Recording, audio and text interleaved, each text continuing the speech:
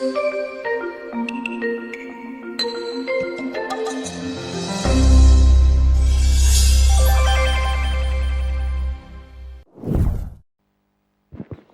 good evening, class. Any doubts from the previous class? Now that you have time to read the document, any doubts from the previous topics we have covered? So let's start with the next. What is prompt corrective action, anyone?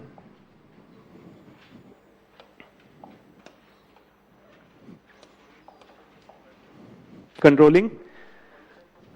Why? Insolvent ना हो जाए.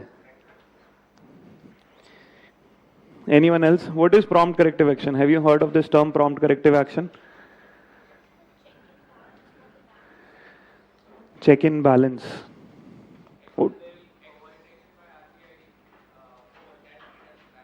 For?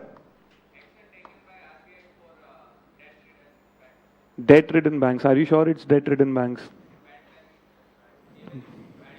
Bad banks. Bad banks is a completely different term. Preventing creations of? What is the role of RBI? One of the most prominent role. Yes, it is for inflation management and all. Central bank. With respect to banking system in India. It is a regulator. What do you understand by regulator? What are regulators for? CRR, SLRs are defined by banks. Why do we need regulators?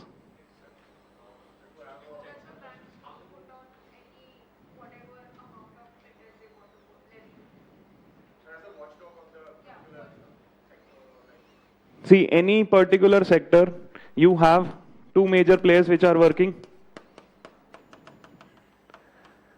Both government and the private. Now to regulate, to have a level playing field between both, so that private sector is not overcharged by the government.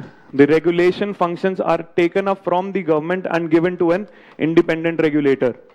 It's a neutral umpire which sets the rules and regulations for the sector as a whole. What are the example of other independent sector regulators? SEBI for capital market, insurance IRDA, telecom, TRAI. All of them are independent regulators which are separate from the government. They are not related to the government. They are independent sector regulators to provide a level playing field for both the government and the private sector players to participate in that field, and also to set the rules and regulations for participation in the field.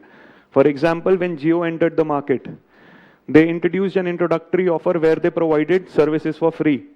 This was challenged by the other players with the regulator TRAI. TRAI said there is a rule for 6 months. Then they extended further for 3 months. Again, there was a loophole in the rules.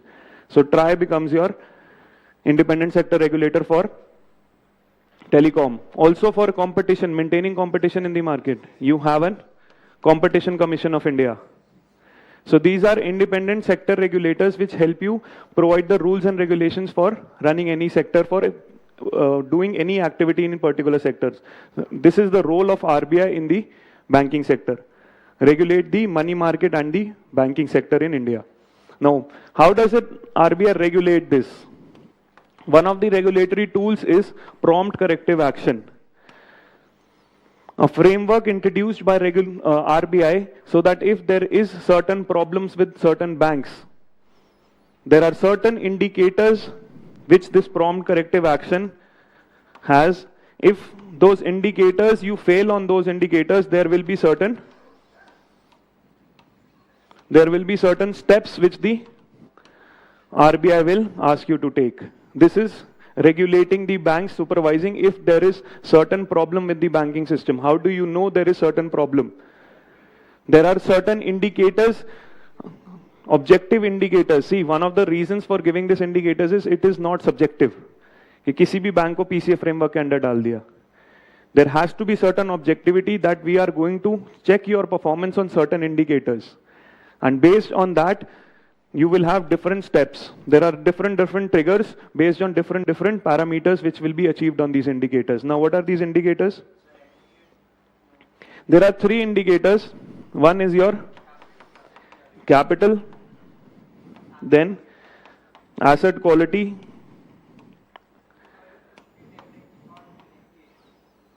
the leverage ratio. These are the 3 indicators. Earlier there was a 4th indicator, that was your return on asset. This has now been removed. The reason why PCA framework is in news, that there have been changes made to the PCA framework. You only have 3 indicators: capital, asset quality, and leverage ratio. For capital, it checks on 2 different indicators. One is your capital adequacy ratio and capital conservation buffer.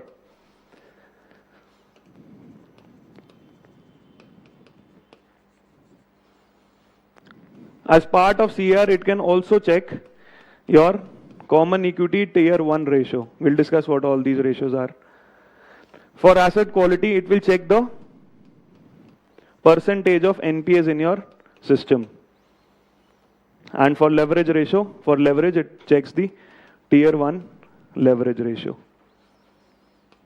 Now, there are specific indicators for all 3. Banks with weak financial metrics. You cannot use the term bad bank. We'll discuss. The bad bank has a proper technical meaning. It's a different purpose. Bad bank is an asset reconstruction company. So with weak financial metrics, which is not able to perform its functions, and that is why it needs certain supervisory guidance. That is why it is placed under a PCA framework. Enable supervisory intervention entity to initiate and implement remedial measures. So once you are placed under the PCA framework, there are certain steps which you have to take. If your financials will improve, then only you are outside the PCA framework. This becomes a very good tool to initiate supervisory jurisdiction over the banks. And in fact, this gives a signal to the customers in the market that the bank is not performing well. See, why you need PCA is because a lot of people, common customers, don't understand how the bank is functioning. For example, Punjab Maharashtra Bank, people did not know that there was a lot of wrongdoing or a lot of NPAs which were accumulated in the bank. Similarly, there was a problem with the PNB also. So the customers may not know. So when the RBI issues these prompt corrective action, places certain banks, it gives a signal to the market that the bank is not doing well. They have to correct their action, and therefore gives the market a signal that not everything is good. In normal conditions, customers don't know what exactly is right or wrong with the bank in which they are invested. Tool for effective market discipline. See, one of the problems with respect to RBI was that RBI never knew what exactly the NPA problem was in the economy. In late 2014, it conducted an asset quality review, and then the true picture of the NPA came into being कि ये exactly आपके banks में इतने NPAs हैं. ये asset quality review नहीं होता, you would never know what exactly the percentage of NPAs was there in the banks. Banks hide a lot of things. So the RBI was not performing its function well. Now this prompt corrective action they have been using proactively. They are trying to understand the financials of the banks and placing them under these frameworks. The indicators, you have 3 indicators. Earlier there were 4. One is the capital, seen from the capital adequacy ratio. The asset quality portion of the banks reflected in their net non-performing asset ratio. And the third is leverage. These are the 3 major indicators for your prompt corrective action. Now, what are the different parameters for each? See, there are 3 thresholds based on the quality of your assets, based on your performance of 3. Based on these 3 indicators. For example, capital ka indicator CRRR, it should be prescribed up to 250 below the indicator prescribed at column 2. They have prescribed a certain CRR which you have to maintain. If it goes below 250 base points, you will place under the first risk threshold. Why there are different thresholds? Because the actions taken are different in different thresholds. जितना ज़्यादा risk बढ़ता जाएगा, the severity of actions will increase.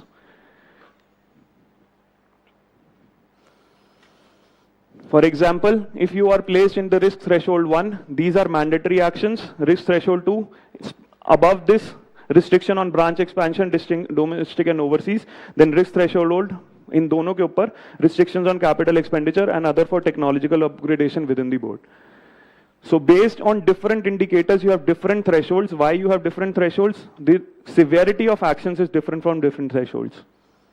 You don't have to remember the exact figures, but you have to know that indicators has different thresholds and the steps taken under each threshold is different. Now what is the capital adequacy ratio? The first is your capital, which it measures the capital adequacy ratio. What is the capital adequacy ratio? Banking में you would have done capital adequacy ratio. How much risk? How is it defined? Based on liquidity. कैसे निकालते हैं? How much? Assets and liabilities. Asset and liability तो bank का balance sheet ही हो गया.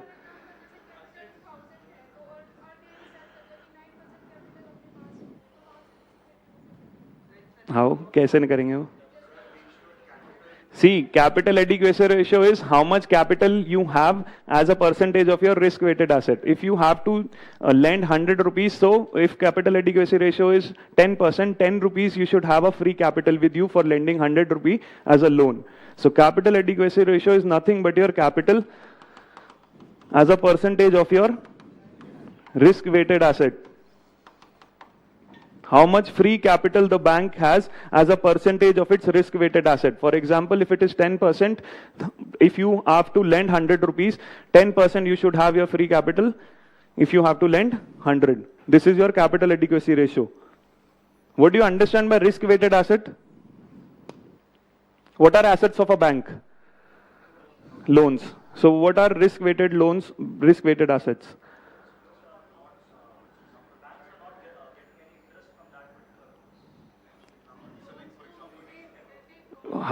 Which type of loans bank is not giving any interest? नहीं वो तो फिर NPAs, वो तो substandard asset and all they are different. Yes, so risk weighted asset is your loan is weighted according to your risk. For example, you have given a loan for 1,000 rupees to Vijay Mallya and one you have given to Ambani. इसका risk कितना होगा? And the risk here would be less. So risk-weighted asset is you assign risk to your loans. As a percentage of risk, how much free risk-weighted asset, how much free capital you have. This is your capital adequacy ratio. Now capital has, there are two forms of capital with the banks. One is its tier 1 capital and tier 2 capital.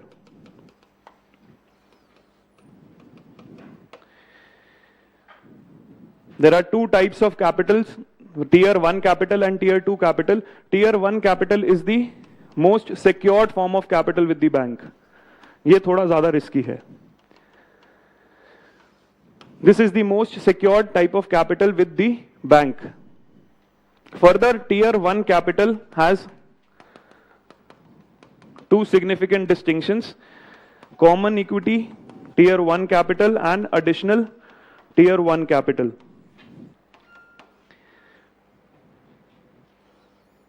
This is just classification based on the asset quality, the capital quality. So tier 1 capital is the most secured capital. Tier 1 capital mein hi you have common equity tier 1 and additional tier 1. So sometimes the bank also looks for CET1 ratio. This is nothing but common equity tier 1 capital as a percentage of risk weighted asset.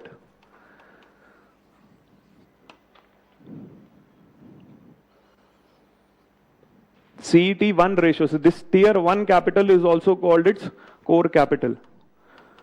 Core capital में और ज़्यादा जो secure है, that is common equity tier 1. So either they will see the capital to risk weighted asset ratio. This capital adequacy is also known as capital to risk weighted asset ratio. Either they'll see the capital to the risk weighted asset, or they'll see the CET1, that is CET1 capital to the risk weighted asset, because CET1 common equity tier 1 is its most secure capital.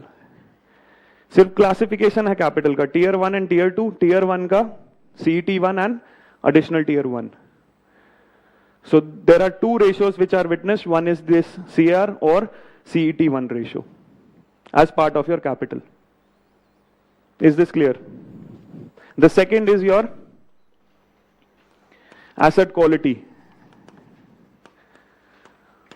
The asset quality is the net NPAs you have as a percentage of your total advances. This shows the asset quality. Asset is your loans. The NPAs are your bad loans. So how much bad loans you are carrying as a percentage of total advances. This is how the asset quality is measured.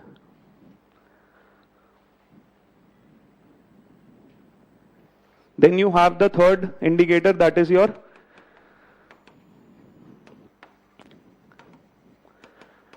leverage ratio. How much the bank is leveraged. The capital, tier 1 capital to your total assets. How much free capital you have as a percentage of total loans or total assets. This is not risk weighted, this is just the assets. These are the three ratios which are used as an indicator for placing any banks in the prompt corrective action framework.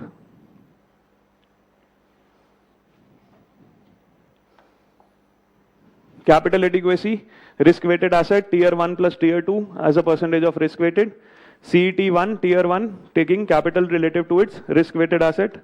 NNPA ratio, percentage of net NPAs to net advances, and tier 1 leverage ratio, capital as a percentage of total assets. I've just given you the difference between all. Tier 1, the core capital of the bank, subdivided into common equity tier 1 and additional tier 1. Then tier 1 leverage ratio and tier 2 capital. You just have to know tier 1 core capital hai, that will do. The various actions that will be taken. There is also a list of discretionary actions which the RBI can take. It is not compulsory that the RBI will take those actions. This can come in under any of the risk thresholds. There are 3 risk thresholds, 3 indicators. The recent changes, there were earlier 4 indicators. Now you have removed return on assets. This is no longer an indicator for placing any banks under the prompt corrective action. There were 4 indicators earlier, now you have 3 only. Earlier it was not there on regional rural banks. Now even the small finance banks and the payment banks have been excluded from prompt corrective action. Earlier RRBs पे नहीं था. Now 2021 even RRBs, small finance banks and payment banks, the restrictions have been removed. Further, 4 continuous quarterly audited reports पे ही you will come out. The performance will be seen in 1 year, 4 continuous quarterly results. If the performance, the RBI is satisfied you are back, you will be put out of the PCA framework. Another risk threshold 3 may they have refined for capital conditions. This is your PCA, prompt corrective action. Further, a prompt corrective action has also been placed for the NBFCs. Earlier it was for the banks, now a prompt corrective action has been in place for the NBFCs also. What are NBFCs? What are NBFCs? What do you understand by non-banking financial company? They do not accept? Are you sure they do not accept deposits? Yes, they cannot accept demand deposits. Term deposits they can. There are a lot of NBFCs which accept deposits. What else? What is the major definition of NBFC? They're not banks but perform functions like banks. So basically, registered under the Companies Act, they are engaged in financial business. The principal activity of NBFCs is providing financial services. Principal activity is providing financial services. What do we understand? How do we classify certain principal activity for certain entity? 50% of its financial assets, financial activity as principal business when company's financial assets are 50% of its total assets, more than 50% of the total assets, and income from financial assets is 50% of its gross income. Then only it will be treated as its principal activity, classified as NBFC. For classification of NBFC, your principal activity should be financial activity. And when does it classify as financial? When your 50% of your assets are financial assets and 50% of the income is coming from those financial assets. This is non-banking financial company. It could be in any of these businesses. Loans and advances, acquisition of shares, stock, bonds, debentures, and also leasing, hiring, purchase, insurance business, chit business, nidhi companies, everything. But have financial activity as the principal business. 50% of its assets should be financial and 50% of its income should come from financial assets. It does not include any agriculture, industrial purchase or sale of any other goods. Normal activity nahi hona chahiye. Registered as NBFC by RBI. The term principal business is not defined by the Reserve Bank of India Act. It has been defined by the RBI only. But Act ke andar defined nahi hai. Just to make clear, the definition is not mentioned under the Act. It is mentioned under the RBI. Not by any Act, by a notification only. How are NBFCs regulated?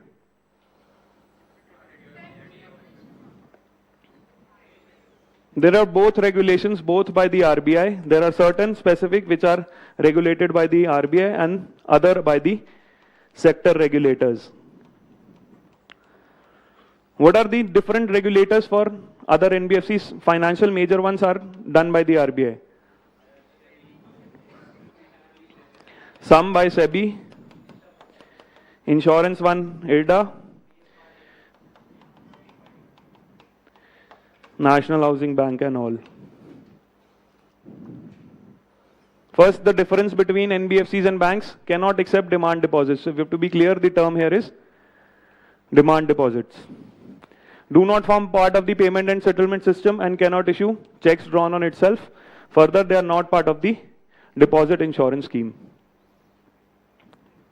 All the scheduled commercial banks in India, including the RRBs, payment banks, small finance banks, your deposit with them is insured. We'll discuss that also. 5 lakh tak ke aapke deposits insured hote hain. The banks have to pay a premium. They are not part of that deposit insurance credit guarantee scheme. This is the difference with respect to banks. This is your regulation. Section 41 IA of the RBI Act. Registration with the RBI. Further, there are certain other regulators such as venture capital funds, merchant banking, stock broking companies with SEBI, insurance with IRDA. Then there are nidhi companies under Section 20 of the Companies Act, and also chit companies under the chit funds by the state regulators, by the state governments. This is your regulation with the NBFCs. What is the major point of difference between regulation by the RBI for NBFC and for the banks? Or they are the same regulation? There are certain financial NBFCs which are regulated by RBI. And also the RBI is regulating banks. Is the regulation same? How is it different? What is the primary difference?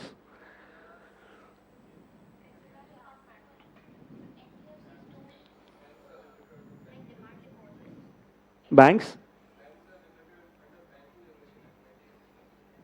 This is one of the difference, that banks are regulated under the Banking Regulation Act. The NBFC is regulated under the RBI Act 1934. Therefore, the set of regulations for both are different. They are not the same. Yes, the CRR, SLR, all the other norms are different for NBFCs and different for banks, because the law which is regulating them is different in both cases. Then a new regulatory framework has been introduced by the RBI, scale-based framework based on the scale of NBFCs.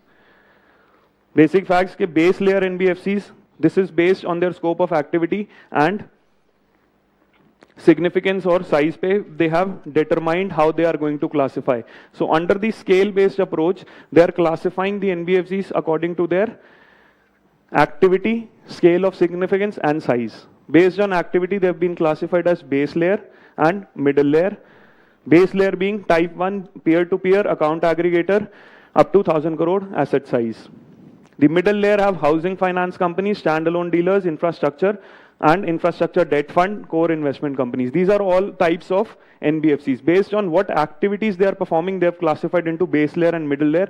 Based on scale of significance and size, they are on upper layer. अब इनका regulation different होगा. Base layer will have different regulation, middle layer different, upper layer different. This is the regulation. Base layer equivalent to NBFCs non-deposits with threshold up to 1,000 crore.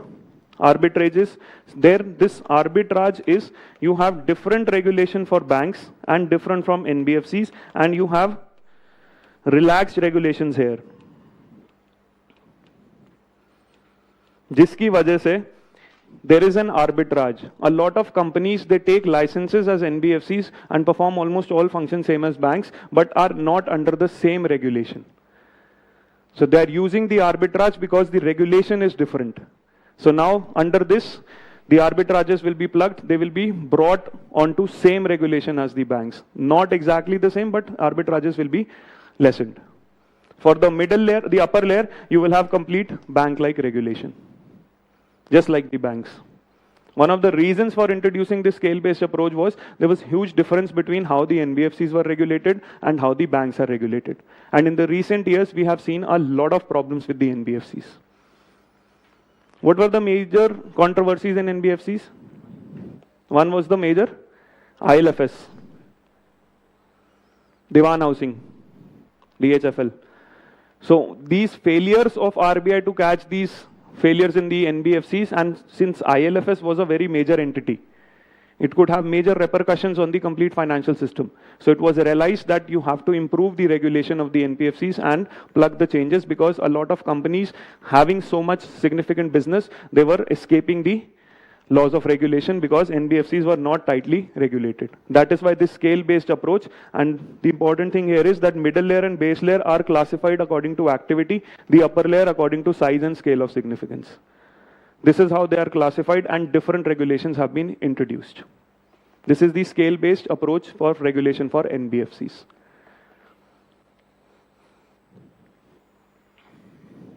Is this clear? There are also certain features for prompt corrective action given, PCA framework for NBFCs. Same three things: Tier 1 capital ratio, capital to risk-weighted asset ratio, and NPA ratio.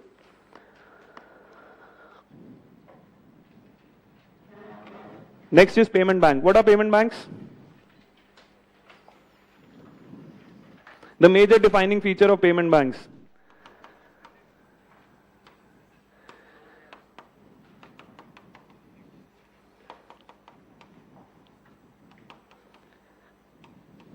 What is the origin of payment banks? What is the origin? Why do we need payment banks? Financial inclusion. How does payment bank brings in financial inclusion?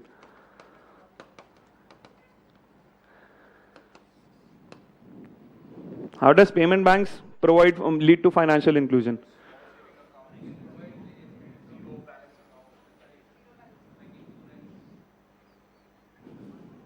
This can be provided by universal bank also. See, basically financial inclusion in India was done through your universal banks, providing all type of services. Now they do not have the capacity to reach to all sections of the society, not covering all activities. So Nachiket Moore committee recommended specific with respect to activity or targeting any specific section of society. That you have specific function-based banks. This is why the term given niche banks. To provide certain specific, cater to certain specific section of the society or to certain specific activities. Give differentiated licenses to banks based on the service they are providing and also based on the people they are catering to. And this is your genesis of both payment banks and small finance banks. The difference here was that payment bank would be providing certain specific services such as payment and remittances. People sending money home, providing them ease of service. Small finance banks, this would be mass banking but catering to certain section of society.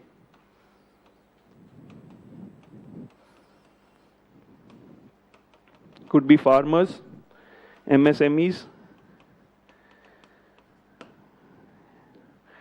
Payment banks were given certain services. They were given all services but catering to certain sections of the society. This is how you would increase financial inclusion, because your universal bank were not able to reach the people.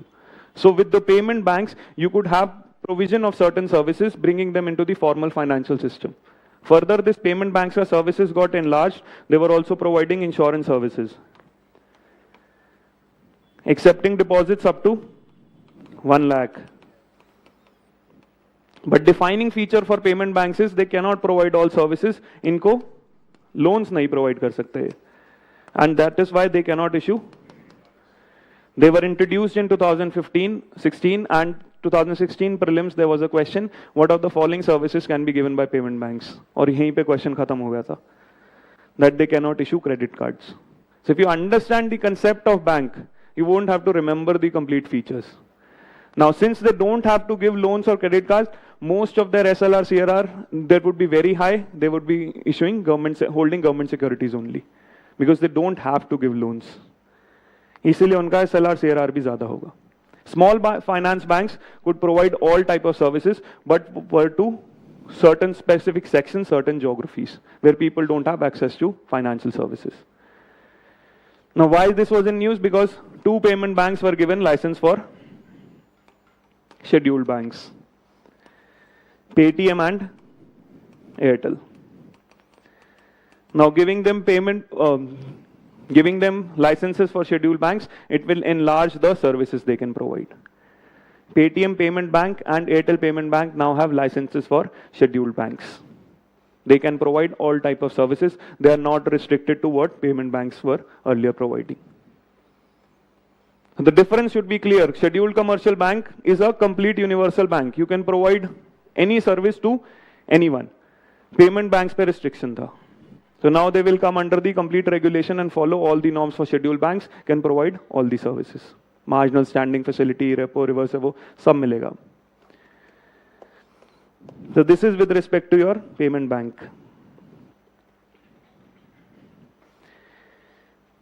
Next is your deposit insurance.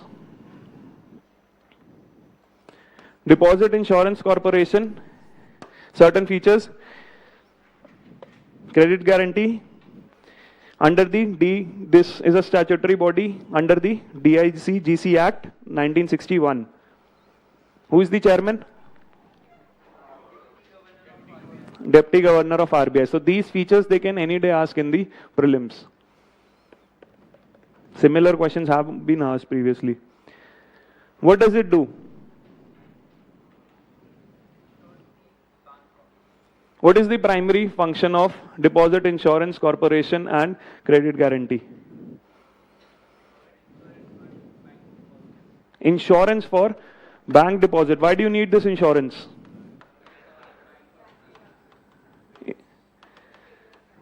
Insurance in case bank failure, liquidation, merger, anything, you have deposit insurance. What is the amount that is that is insured? Rupees 5 lakh. Now this 5 lakh insures interest or the principal? Both. Principal plus interest both will be insured up to 5 lakhs. So for example, if you have principal for 4 lakh 90,000, 10,000 is your interest, both will be insured, not just the principal. In case the amount is more than 5 lakh, till 5 lakh you are going to get. 5 lakh is per bank or per individual? per individual, per bank. This is the major qualifying criteria. If you have another 5 lakhs deposited in some other bank, it will be insured separately. एक bank के जितने भी accounts में you have total, उसमें 5 lakh. Another bank, if you have more, you will be insured there also. So this deposit insurance is per bank. If you have account in other banks, that amount will also be insured. Who pays the insurance premium? The insurance premium is paid by the... Is it mandatory or voluntary? Mandatory. How?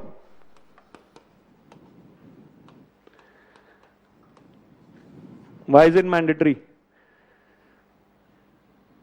Whenever you get a license for operation of a bank, you have to get registered with the Deposit Insurance Corporation and start paying the premium on your deposits. What if certain banks stop paying the premium? What if certain banks don't have the money or they stop paying the premium? Yes, the deposit insurance may cancel your registration and the RBI may revoke your license.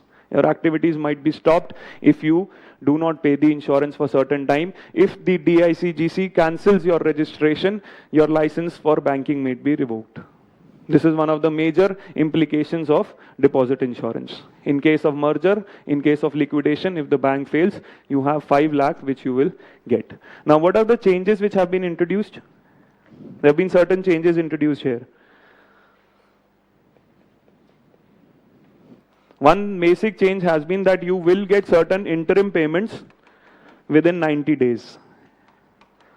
Earlier, the problem was that this deposit insurance, it was taking around 8 to 10 years for the people to get back this money. So once the liquidation happens, the liquidation manager will give the list, this is the amount you have to give, and within 90 days, they can pay certain interim payments. If they do not, there will be certain penalty. So there are certain changes which have been made. This amendment bill has brought these changes. This is why it is this. Another significant is, what is the premium charged? There was a ceiling of 15%. Ceiling on 15% on the premium. Now this has been removed. You can also increase the premium. The DICGC in consultation with RBI. The premium what the banks have to pay. This earlier had a ceiling. Now this ceiling has been removed, and now DICGC can decide what the premium they are going to take, but prior approval of RBI. These have been certain changes that have been introduced. This coverage is all banks, all scheduled banks, all commercial banks. This was in news because of the failure of the PMC bank. That is why this amendment has been brought in, that yes, your insurance is secure. Amount already increased kar diya tha pichle saal hi. Increased from 1 lakh to 5 lakhs. But these changes now have been done because the delay in the payments, it was taking 8 to 10 years and people were not happy, so these changes have been made. Are there any restrictions where this doesn't work?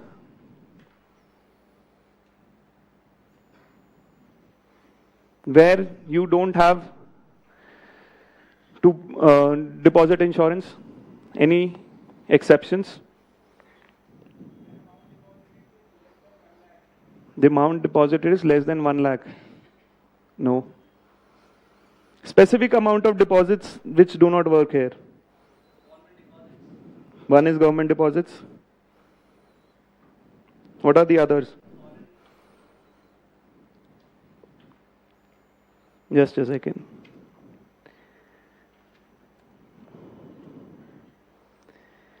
There are certain 5-6 categories of deposits which you do not get the deposit insurance.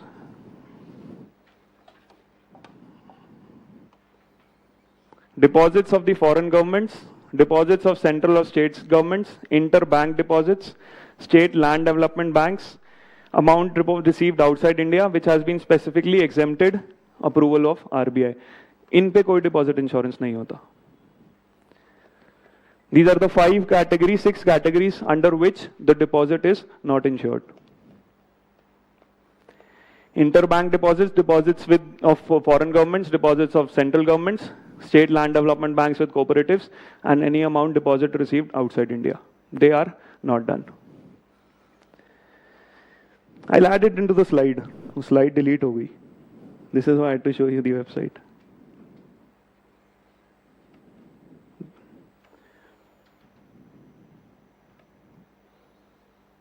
This is with respect to your deposit insurance. Next is insolvency bankruptcy code. What is the insolvency bankruptcy code?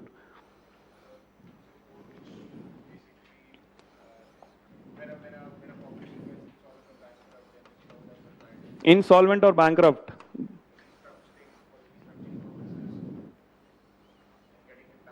How is IBC different from the earlier exit laws? How is it quick resolution? What is the process under IBC? What happens?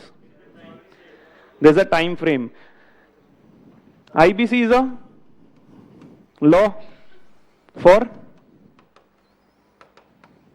exit, either resolution of the company or this resolution is restructuring or liquidation. This is the primary role of the IBC. Now, how is the IBC different from the earlier laws? One you said is there are time frame. What is the time frame? 180, extendable to 90, 270, and in some cases you can extend it to 330 days. You have to complete your resolution in 330 days. But what is the defining feature of IBC? How does IBC ensure that?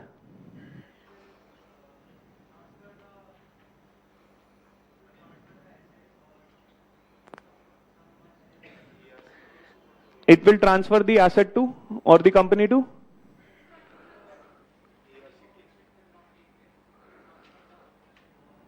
The major difference is in IBC is it moves in from debtor in possession to creditor in control. Now, what is this? You have, in business, you can have failures. The company might have certain issues, it might not be able to pay debt. Every company cannot start with its own capital, they need certain money which they have taken as debt. There would be certain cases where it could be an honest mistake where the company is not able to perform. It is not able to pay its debt back. Under the IBC, the major change what has been brought is the company will not be in the possession of the people who have defaulted. It will shift to its creditors. So you have this company which is called your corporate debtor. It owes money to two types of creditors, financial creditors and operational creditors. What is the difference? Debtor you understand कि इसने पैसे लिए हुए हैं.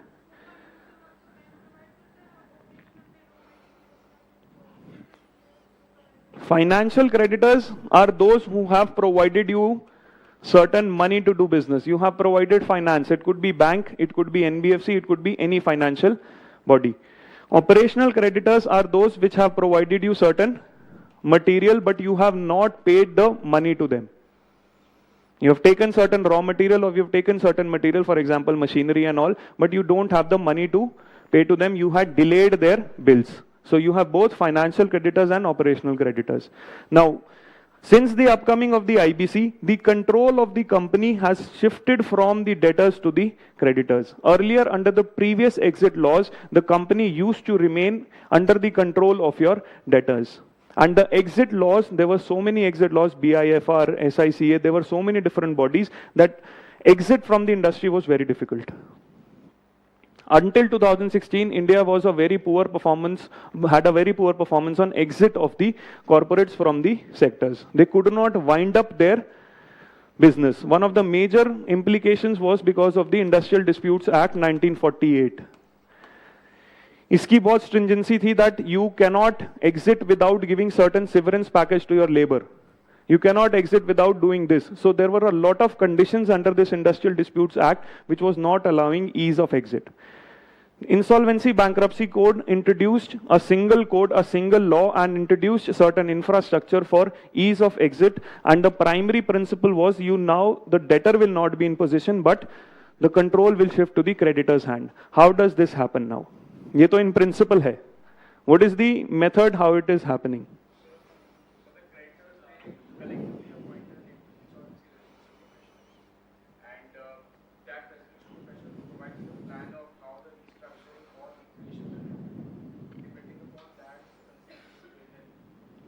So basically this is the process. Whenever a company is under distress, this is your corporate debtor who is under distress. Any of the stakeholders, be it the debtor himself or the creditors, they can take the company to the National Company Law Tribunal. This prima facie will see the application, yes, there is certain distress in the company. If the application is approved, the NCLT places the company under a professional called insolvency professional. This is the architecture. One, you have professionals to manage insolvency, the insolvency professionals. This is also called the resolution professionals, IPs or RPs. Now, this company is now under the insolvency professional. Further, the people who have to take money, their committee will be formed. This is called Committee of Creditors.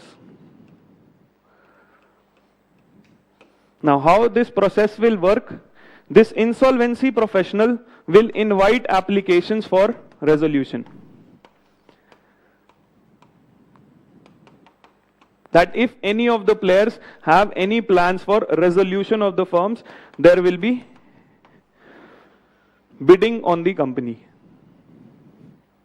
This is a complete transparent process. There will be auctioning. Insolvency professional will invite offers for resolution of the company. This resolution plan has to be approved by 66% majority of your committee of creditors. They will approve. Insolvency professionals, on time being, it's managing on behalf of the creditors. Insolvency professional is just an interim mechanism on behalf of the creditors. These creditors can also change the insolvency professional if they don't like it. NCLT starting make interim professional they assign. If you don't like the professional, you can change. With a majority in the committee of creditors, you can change your insolvency professional. This committee of creditors will prove the resolution plan with 66% majority. If any of the plan fails, they don't approve anything, the company is liquidated.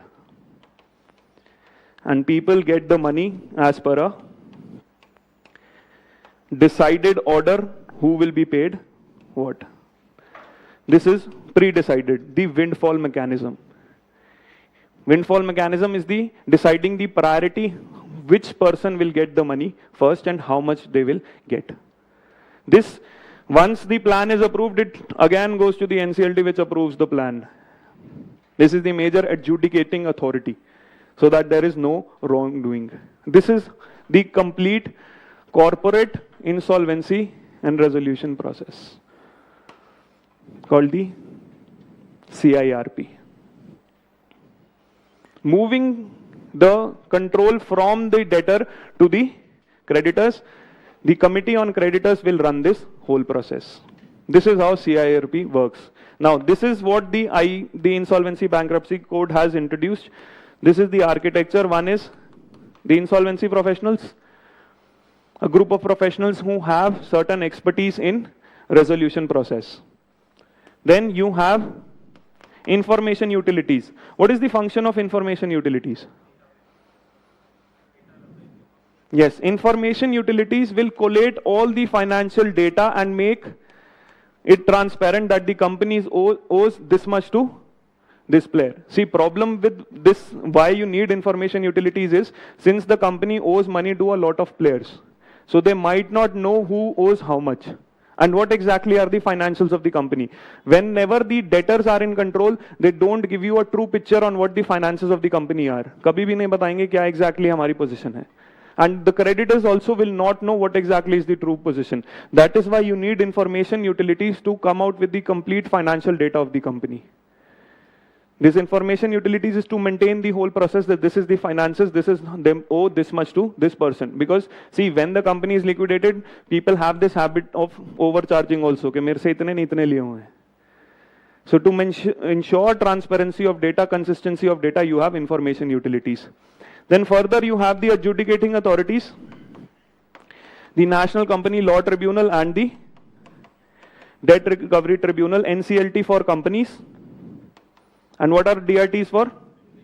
Individuals. Further on top of these is also there the appellate authorities where you can appeal. Then further you have the Insolvency Bankruptcy Board of India. What is the role of this? These are the 4 major changes brought by the IBC. They are the ones who run the whole process. What is the role of the Insolvency Bankruptcy Board of India? Yes, it is a regulator of all process. All process and even the professionals. The insolvency professionals, the bodies which hire insolvency professionals, the bodies which train them, everything, and the complete process, the Insolvency Bankruptcy Board of India is the regulator for the complete process.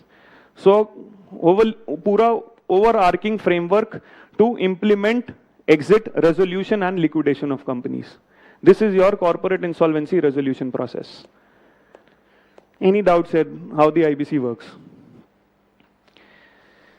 Now, why it was in news, you have, I will talk about this here. You have pre-packaged insolvency resolution. What is PIRP? This has been introduced for MSMEs. I'll explain Swiss challenge in PIRP. Swiss challenge, even the insolvency tried to do. CIRP में भी Swiss challenge implement करने की try किया था. But more clarity here. What is PIRP? Any idea? What is the primary feature of CIRP? Creditor in control. Pre-package is debtor in possession. Now what happens here? The corporate debtor will provide a resolution plan to the Committee on Creditors. It is a pre-package. You are not going to the NCLT to get an insolvency professional to run your company. The corporate debtor itself has a plan for resolution. It will present a plan of resolution to the company, the Committee on Creditors. 66% approval, they will go to the NCLT. If the NCLT verifies, if it approves the plan, the company gets a chance to resolve. If it doesn't, the NCLT can start the CIRP and then place the company back to insolvency professional. In earlier case, this company went to insolvency professional who was inviting bids to run this company. Normal process mein they were inviting bids, and the law had introduced changes that the original promoters of this company should not get it back. Starting mein jab IBC launch hua, so from the back mechanism they were trying to do was, the original promoters were trying to get the company back at a lesser cost. So this was prevented. So this insolvency professional is running the company and inviting bids for. Now this is not happening. The Committee on Creditors gets into a deal with the corporate debtor himself. Debtor in possession, जिसकी थी company, उसी को they are giving the opportunity to resolve. This is for MSME. Now why this is required? Because the whole process of CIRP can take a lot of time. It can include a lot of money. And once the news comes in the market that the company is losing money, all the more defaults happen. People start claiming. So वो सब process रोकने के लिए the corporate debtor himself says, I will resolve. I will resolve, give me a chance.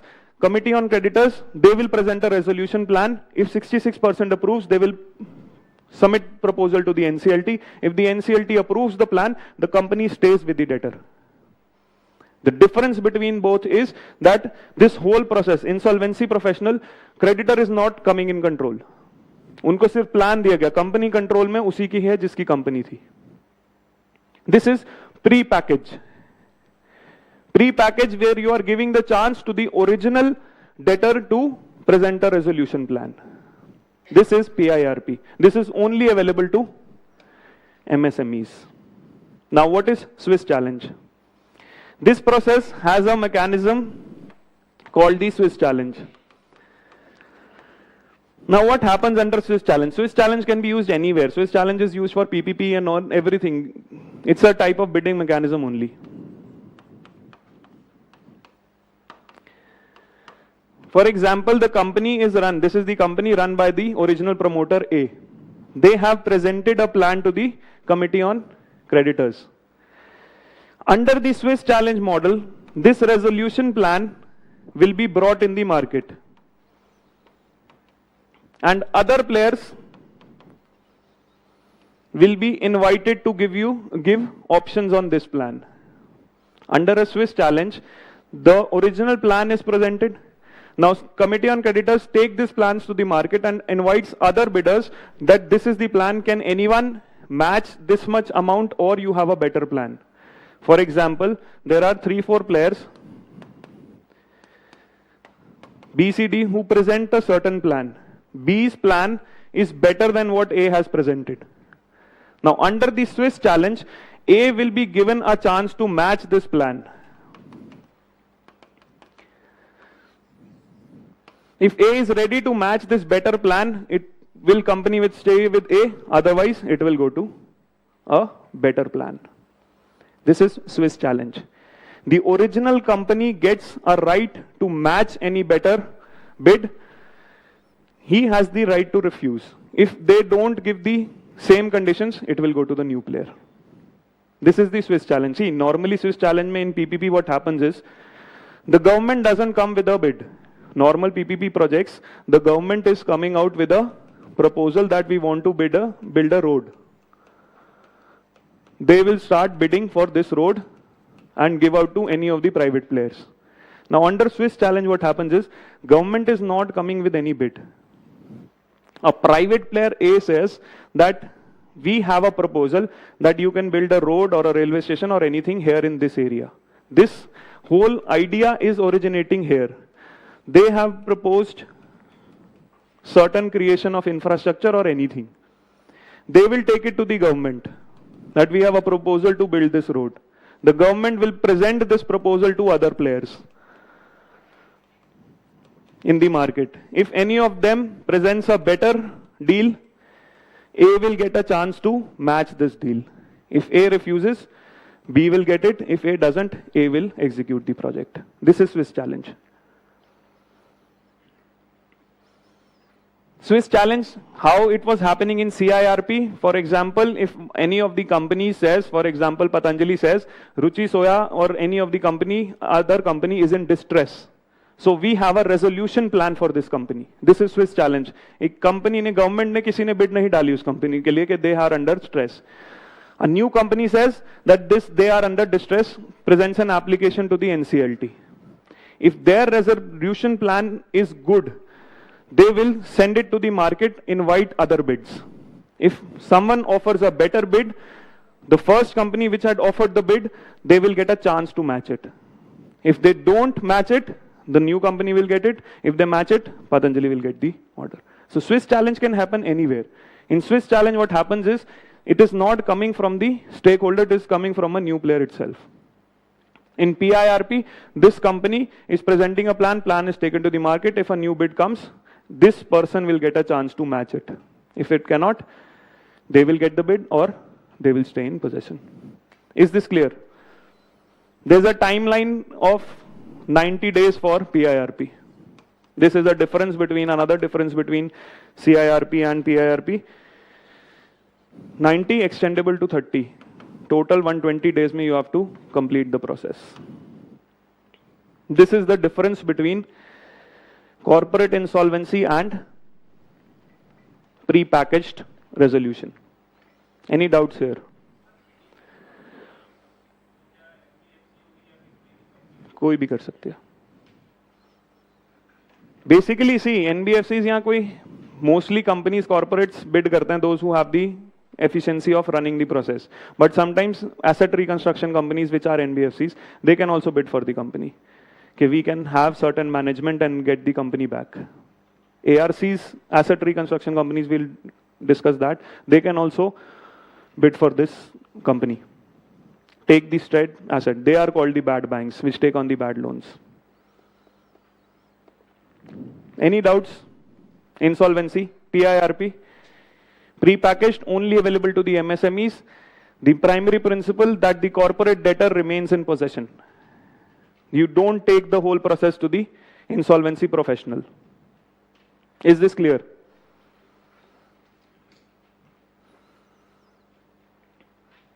Next is your National Asset Reconstruction Company and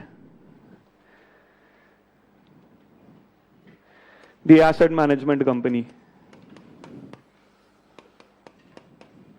The Indian Debt Resolution Company. Another method to solve for the NPAs,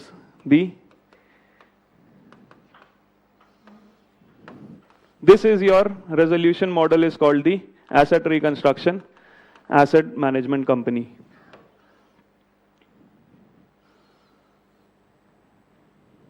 The Committee of Creditors, this will be done through the NCLT. Not involved in PIRP, Committee of Creditors will be constituted by the NCLT. What is an asset reconstruction company?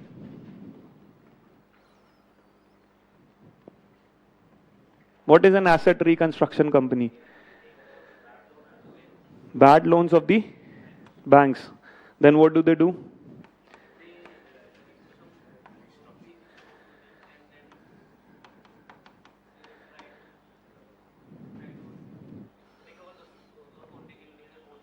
Banks have a certain percentage of NPAs on their books. They can sell their NPAs to an asset reconstruction company. This asset reconstruction company will try to manage and take out value from this bad loan. They will try to resolve this bad loan, try to maximize certain value. How does this asset reconstruction company do this? To do this, they have an asset management company to help them resolve the bad loans. The ARCs, they are called the bad banks, which take on the bad loans from the bank books. इसकी balance sheet से bad loans गए. They have been taken off the balance sheet of the banks. They don't no longer have to give provisions for this NPA. ARC are the professional bodies which manages this bad loans and how they are able to manage and take out value with the help of asset management companies. The government is trying to create this. This NARC is the National Asset Reconstruction Company, and this AMC is the Debt Reconstruction Company. This is the whole process. Normally, the asset reconstruction companies are not functioning well in India. Why? They are not able to recover. Before that, what is the reason why this model has not worked well in India? The asset reconstruction company, the asset management company. Huh? Even if they recognize.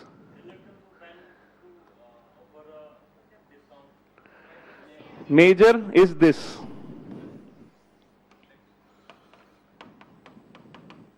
The price at which the bad loans is sold.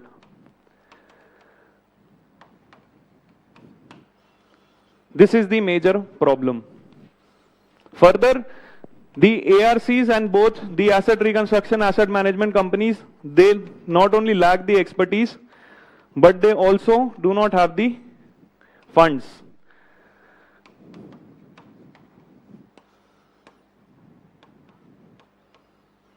You need money to buy this. How do you buy this fund from the banks? They buy it on a lesser amount, yes, definitely. First is price. Bank will not let you take a bigger haircut. They will ask a bigger haircut for which they will buy the loan. How do they buy it? This is the major problem. One of the mechanisms to raise finance is a security receipt. The whole process is called securitization. Now what happens here? The ARCs will raise finance for certain qualified buyers, and in return they will give them a security receipt. The value of the security receipt is based on your value of the underlying bad asset. They will issue a security receipts to the qualified buyers. The value of the receipt is coming from the underlying bad loan which the ARCs have. This security receipt, whenever this loan, they will be able to either resolve or get the money back. This money will be returned. जो आपका asset है, they will get certain value from this asset. This is why they had taken up this bad loan. Whenever the money is returned, they will be given, you can use the security receipts to redeem it.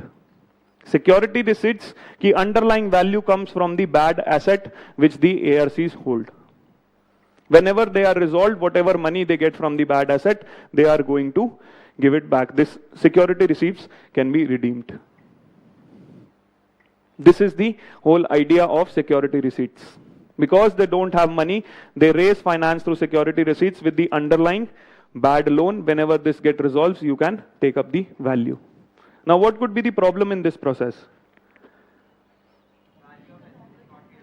Yes, one problem is your security receipts, the value is not realized, and due to this, because see, if they are issuing on the value of asset, वो loan था 900 crores का.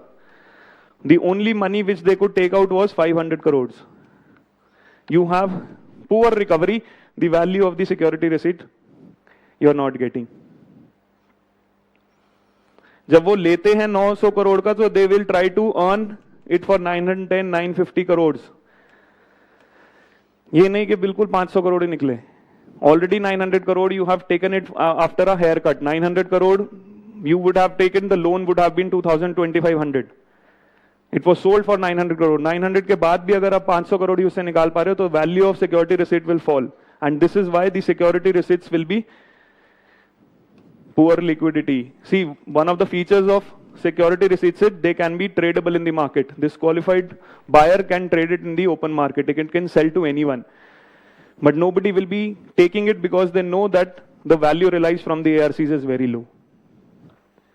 Now in this whole process of NARCL and IDRC, the government is providing security on security receipts.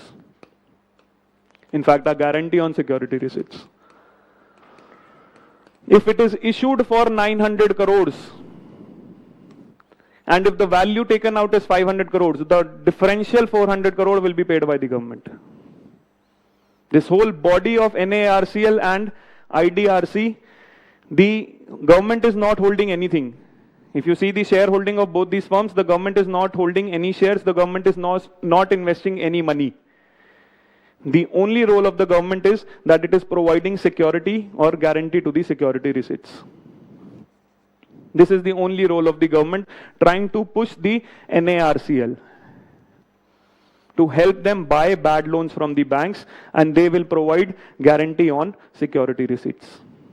That if their security receipts loses value, you will be given guarantee from the government, government will pay, and this government guarantee is coming for 5 years.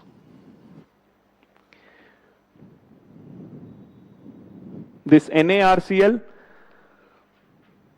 will buy bad loans from the banks. One of the other feature of the NARCL is that it can also aggregate all bad loans of a company. For example, from one of the banks, for example, Kingfisher has exposure to one bank, NARCL has bought it from bank 1. It will try to aggregate all the bad loans of Kingfisher from the different banks. So this is also one of the benefits of NARCL, that it will aggregate the bad loans of one company throughout banks. It is beneficial for the banks because उनके balance sheet से NPS जा रहे हैं. Then this NARCL will use the professional services of the debt resolution company to manage and to take out value from this bad loan, try to resolve this bad loan. The ownership of both is different. The government is not backing. The only backing the government is giving is to the security receipts. And one other feature of this whole system is that when the banks are selling their asset to this company, they will be paid 15% upfront and 85% in the form of security receipts. Only 15% you will be paying upfront in form of cash, 85% you will be giving security receipts to the banks. So not a very big load on the NARCL.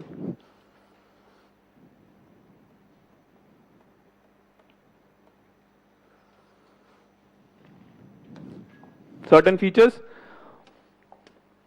Bad bank created by the government. You see the ownership. State-owned banks, PSUs hold 51%.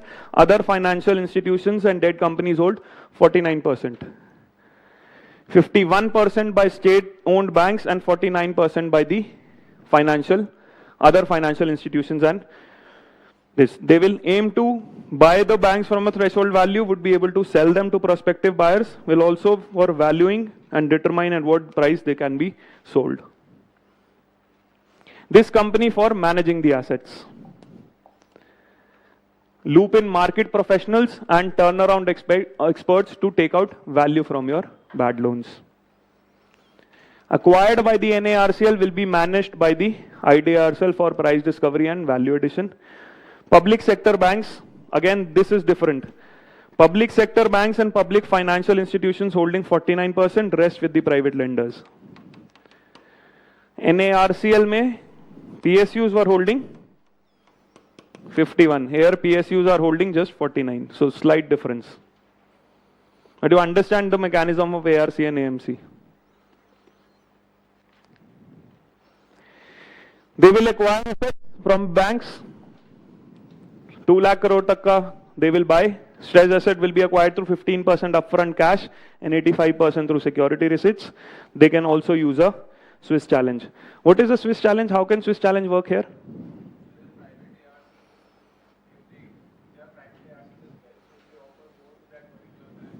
Yes. So same model.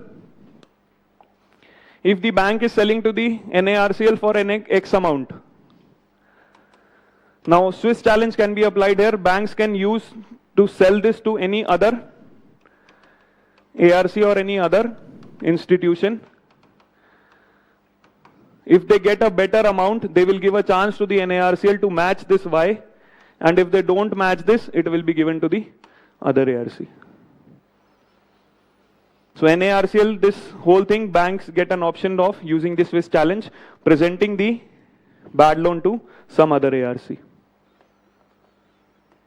If they get a better deal, they will sell it there.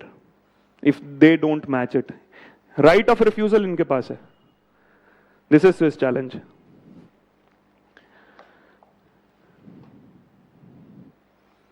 This is the role of the government. Guarantee worth 30,600 crores issued by this. The difference between face value of the stretched asset from the realized value. Because your security receipts derives its value from the bad asset. For example, वो 900 करोड़ का लिया था, उसी के हिसाब से security receipts will be distributed. If the realized value is less than that, government will give you the shortfall. This is the government mechanism to give liquidity to the security receipts that if there is a shortfall. Now, if the people know that the government will give the guarantee, so you can sell those security receipts openly in the market. The security receipts become tradable. This is your role of the government.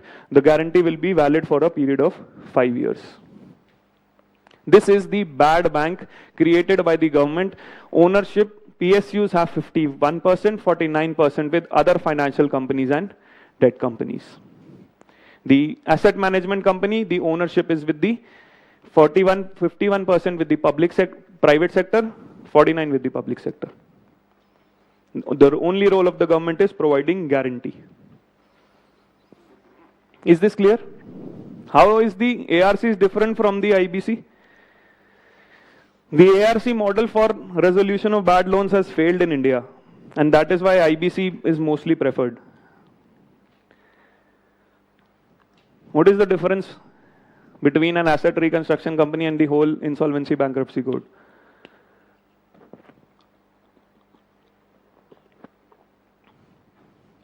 Why do companies don't sell their bad loans to ARCs and they move to the IBC? Banks, if they have a bad loan, they will trigger the IBC and not try to sell it to the ARC. What is the difference?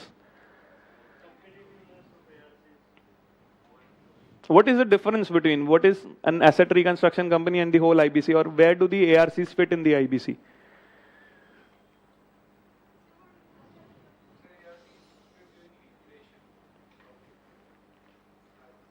ARC is just buying the bad loan from the banks.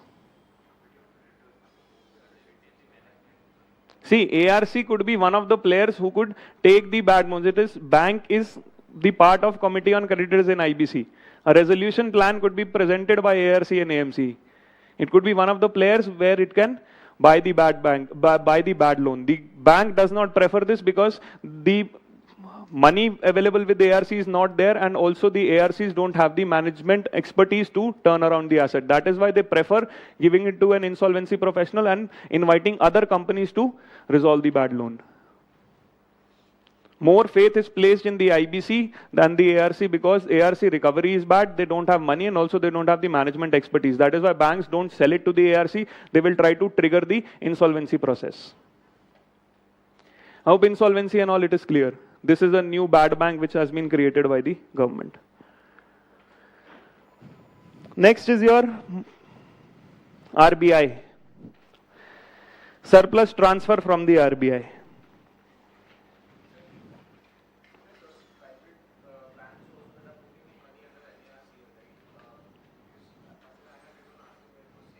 So 49% is coming from private banks.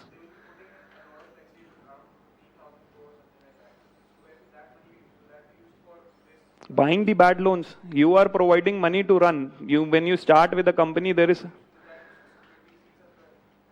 Yes, it can be because 15% upfront cash, and no, security receipts is always deriving its value from the bad loan which has been bought. They cannot issue security receipts without any underlying asset. Security receipt has to have an underlying asset from which it derives its value. That is why any of the buyers will give you money because they will have to have certain value. Someone is paying you money. They want anything in return. So security receipts have a chance of giving you higher return. It is deriving its value. So it is saying the face value and the realized. If the realized value is more than the face value, the buyer gets a benefit. It gets a more profit. So face value se zyada ho sakta hai wahan pe realized value. This is just in the turn of a downturn, the government will back you up. See, these ARCs, they require a lot of money to buy these assets. How are they going to run if there's no money to buy any asset? They have to pay upfront 15% cash. Where are they going to get that?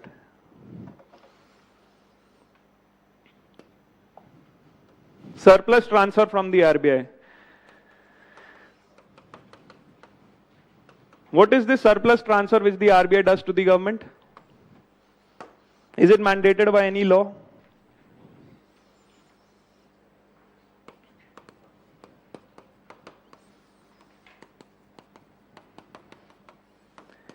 Section 47, RBI Act 1934, any income over the expenditure of the RBI will go to the Government bank. Why? Oh, will go to the government.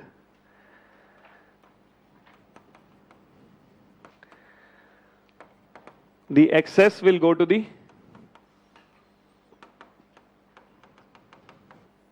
why?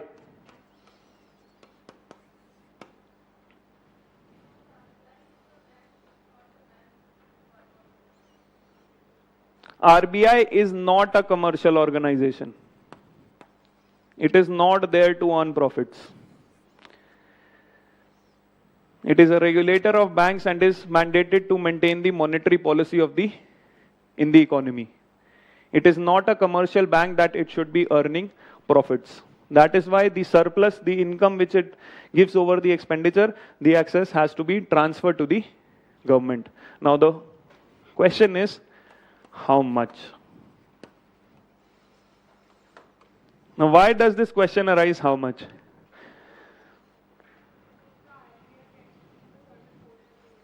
Why does the RBI keep a certain portion to it?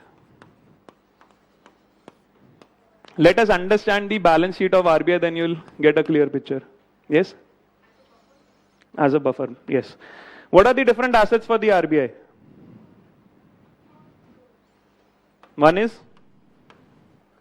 gold, government securities. What else?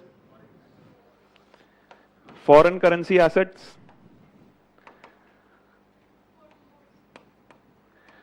There could be any other bonds, either foreign or other domestic commercial bonds which the RBI might be holding. What are the liabilities? One is definitely any company liability is the capital which it started with. What else? Currency in circulation. That's a liability for the RBI. What else? Deposits of banks or governments. These are the certain liabilities of the RBI. These are your assets. Now see the assets and the liability side.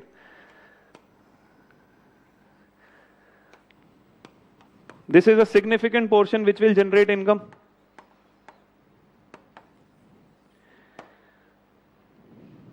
Income generation significantly from the government securities it is holding. From the foreign currency assets is not just the foreign currency but also the foreign currency bonds and other instruments which the RBI is holding.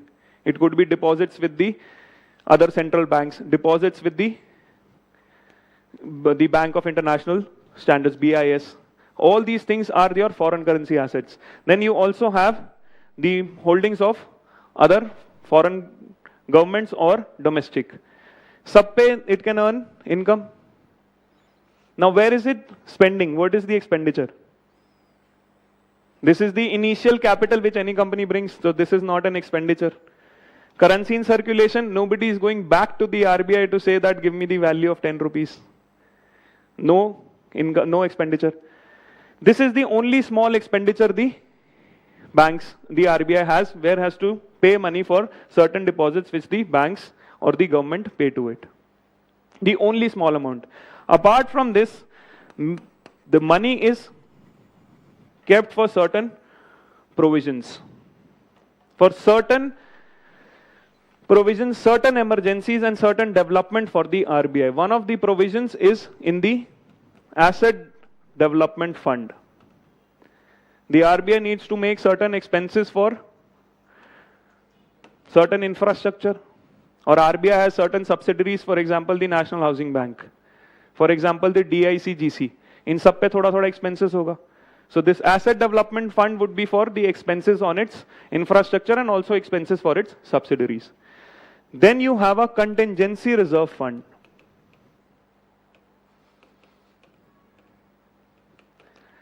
This fund is for which the RBI maintains to maintain stability. Contingency, there could be any disruptions in the market in the economy for which the RBI should be prepared. It needs certain money to prepare for certain contingencies, for certain emergency. That money is kept in the contingency reserve fund. Then there are other certain funds, such as the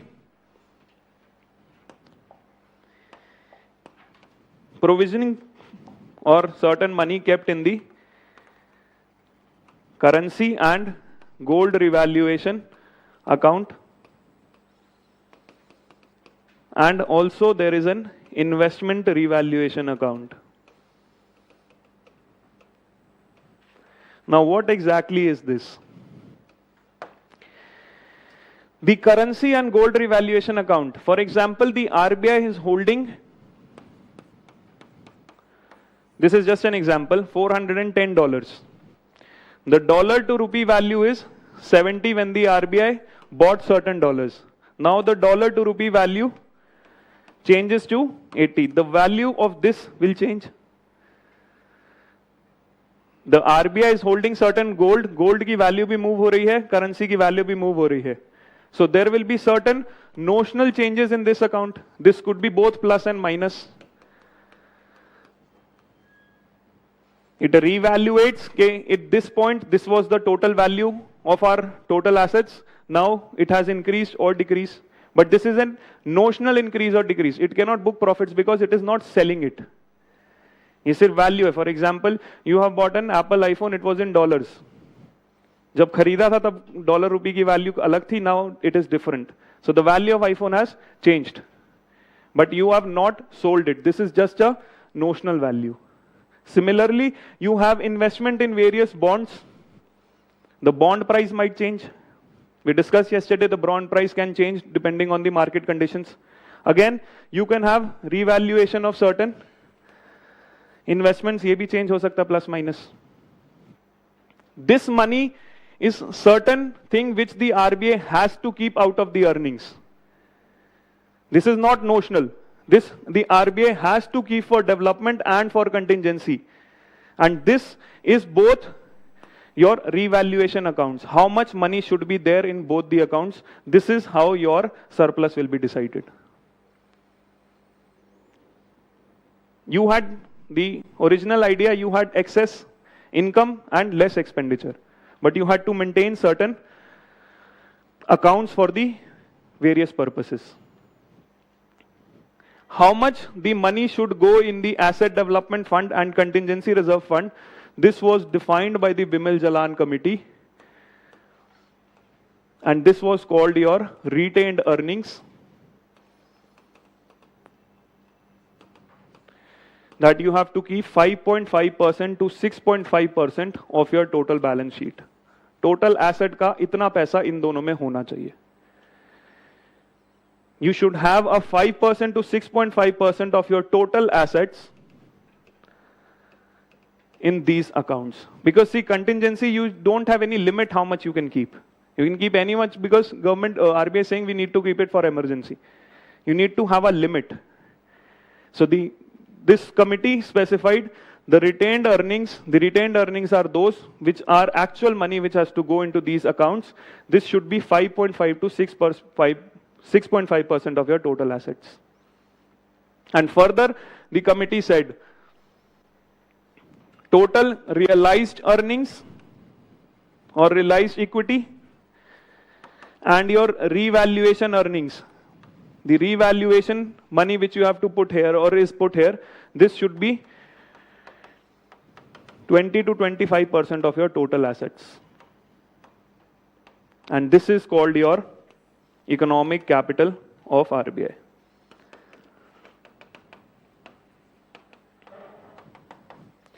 This is the limit which you have to keep. Over and above this, you can give to the government. You understood the difference between realized and revaluation. This is just notional gains. Notional gains or notional losses because you are not selling anything. The value of your assets are changing. You're just recording that value change. The only value that changes here is this retained earnings. In sub ki limit specify kari Bimal Jalan. For retained earnings, realized earnings, you have to keep 5.5 to 6.5% of total assets. And along with revaluation, you have to keep 20 to 25% of the total assets. Rest, give it to the government. This is the idea of surplus transfers. Because the RBI has a lot of income, more than 1/7 of its income is the expenditure. So the RBI is earning a lot. You've seen from the balance sheet, sub earning hi ho rahi hai, expenditure nahi hai. It is just has to maintain a part of its liability provisions for certain accounts. Asset Development Fund and Contingency Reserve Fund, they have to keep realized equity. This is just notional. See, why they have to keep money under revaluation account? Because your value of the asset can fall. You bought it at a higher price, now it is falling. So you need to keep money for this revaluation also. How much you can keep? As a total, charo ka milake, it should be 20 to 25%, out of which realized earnings which you have to keep is 5.5 to 6.5%. The government can take any limit. This is your RBI surplus transfer. Why did this increase in the recent years?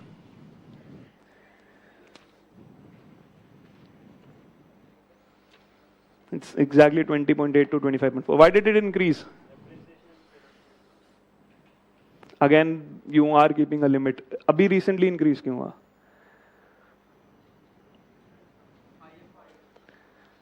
One is definitely the inflows of FPI, and to control this FPI inflow, the RBI does sterilization. Zyada FPI inflow hota hai, so what happens?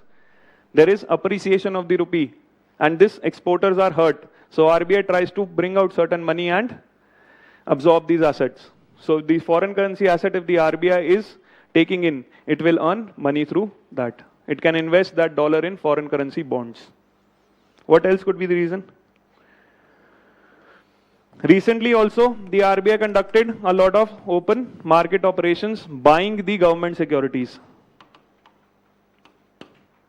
When you are buying government securities, even the long-term reverse repo, long-term repo rate and all. So uske under they are getting government securities, and these government securities are giving you interest. Yahi to income thi when we discuss under assets.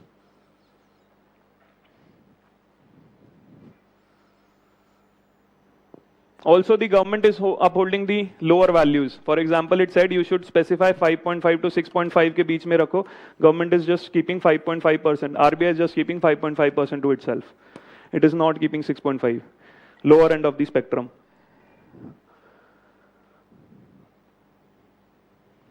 This is the reason why that the surplus has increased. In fact, there's another accounting change which the recently RBI made on how they are going to see the revaluation. एक नया change हुआ था after Bimal Jalan. Due to that also they could book higher profits and give the surplus to the government. But majorly the economic capital framework is clear. The whole idea is how much the different provisions have to be kept in different funds. Because RBI can keep a higher fund in all those four. And what's the difference between notional and realized equity?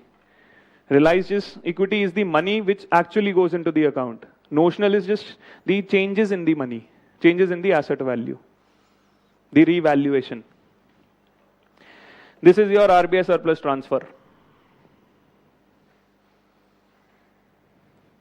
Foreign exchange reserves of the government, of the RBI. India, high foreign exchange reserves. Now what all are included in the foreign exchange?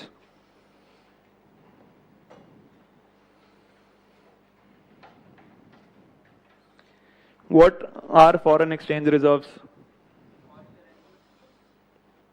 The highest component is foreign currency assets. What else? Bonds are part of your foreign currency assets only. What else?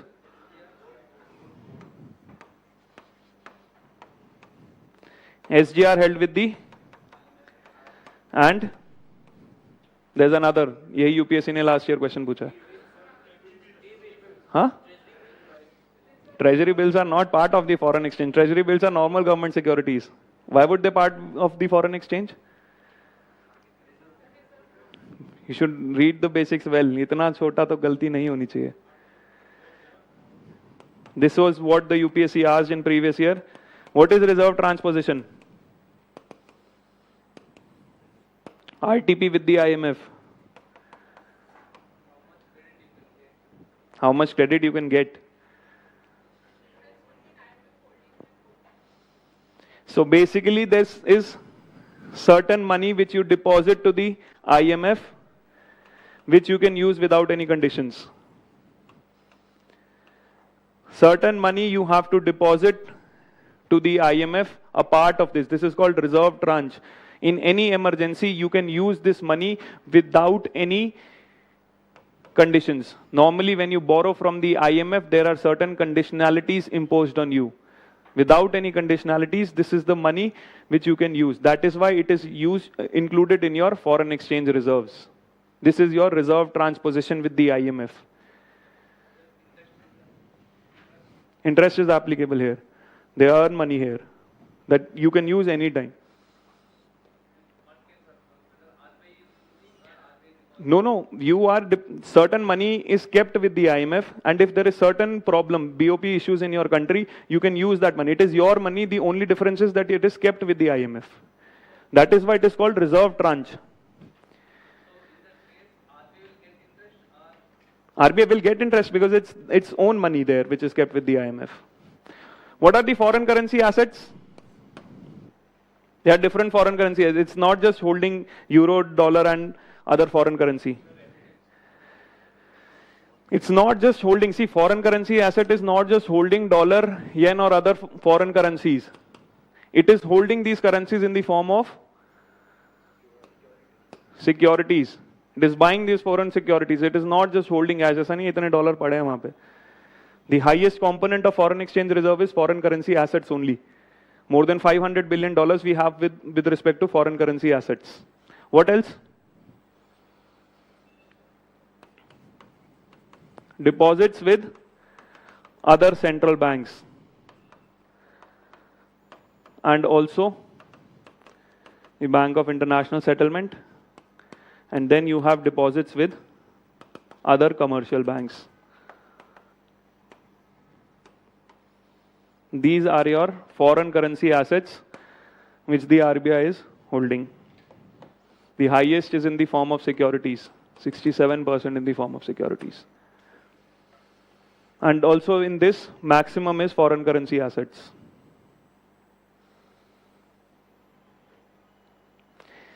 Why do we need high foreign exchange reserves?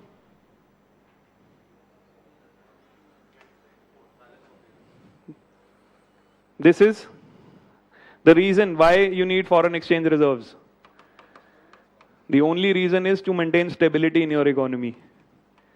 That it knows you have the ability to pay. This is the crisis which happened in 1991 when the RBI did not have foreign exchange. It provides confidence, it provides stability that if you have any vulnerability, the RBI has abundant foreign exchange reserves that it can manage any volatility in the economy. Right now, if there is war in Russia, Ukraine, there would be certain pullout of FPI. RBI has upwards of $500 billion to keep the rupee value. This was not possible in 1991. Now RBI is well capitalized with respect to foreign exchange reserves. They can manage any fluctuations or volatility. That you can manage any fluctuations. Even this has certain issues. How much foreign exchange reserve is necessary or how much it should be there? Do you know any certain rules with respect to this? What is import cover?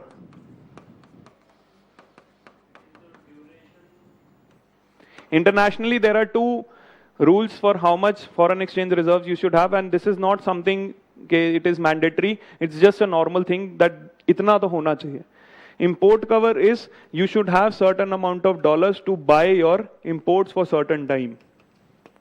For example, you have a total imports of $100. तो कितने time तक आप ये $100 का ले सकते हो? And the rule is that you should have an import cover for 3 months. For example, if you have $100 worth of import, so you should have, this is for 1 month you do this. So you should have at least $300 of foreign exchange reserve so that you can buy at least 3 months of imports. This is the import cover which you should have.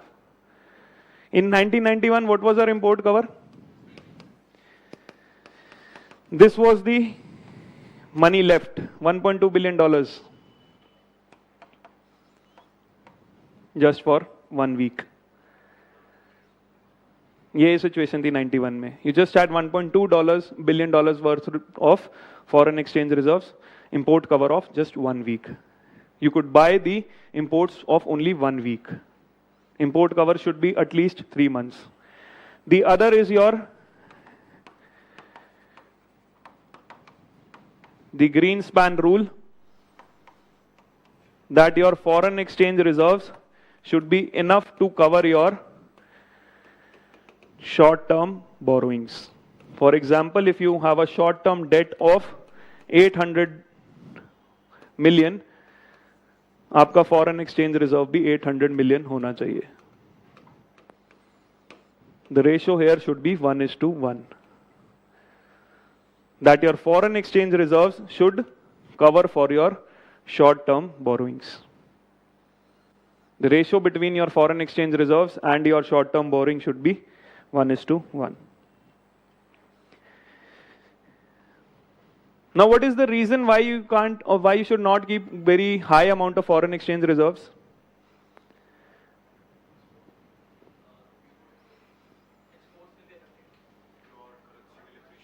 See, foreign exchange reserves is not something which the RBI intervenes every day. It is just there for stability. It's not that if you have certain dollars or anything, RBI is intervening daily that you go to RBI and exchange it in rupees. It intervenes in between to maintain the value, but it is not very frequent. So RBI is not a normal commercial player in the market which is dealing with the foreign exchange reserves. Yes, one of the major reason is that you don't have this foreign exchange reserves. The use value is very less. You get very low interest rates on the foreign currency assets you are holding. So you are not earning a lot of money on this. Your country has a lot of foreign infrastructure needs and other needs which needs to be fulfilled. Its use value is very poor. So you are maintaining a very high amount. You're not using those reserves for anything. How can these reserves be used?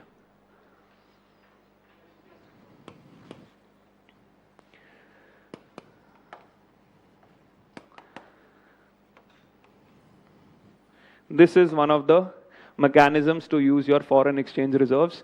You can establish your sovereign wealth funds, which will invest in outside countries to earn you returns. You can form partnership with foreign countries and they can invest in your infrastructure. See, RBI cannot use this money directly in India. Why? Why cannot RBI use this money directly here in India? Money supply will be reduced. So, बेच दो securities. Why can't this money be used in your own economy? Why inflation? Money supply? In the domestic economy, you have to use rupees. So you have to convert the dollar into rupees, and the moment you print money, you will have inflation. So you cannot use the money directly in your own economy. That is why sovereign wealth funds invest that money outside, because you will spend dollars. And you can have partnership with foreign players who will invest in your country.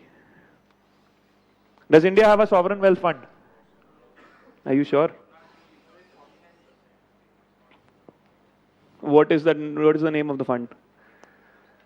There is one sovereign wealth fund by the government, but it is not using any of the foreign exchange reserves. And one key criteria here is if the money is used in foreign sovereign wealth funds, it will no longer be a part of your foreign exchange reserves. ऐसा नहीं है $600 is your foreign exchange reserves even when you are spending 200 billions in sovereign wealth fund. The moment you take out money for sovereign wealth funds, your foreign exchange reserves will go down. China and a lot of countries have a sovereign wealth funds which invest in a lot of countries. India is not having any sovereign wealth fund which is using foreign exchange reserves. So this is with respect to your foreign exchange reserves. Next is microfinance institutions, regulations. We'll take a break of 5-10 minutes, then continue. See, next is payment systems and financial markets. This topic is mostly factual. Few things to be discussed here. One is your microfinance regulations. So recently, a lot of microfinance institutions have come up in the digital space. What is microfinance?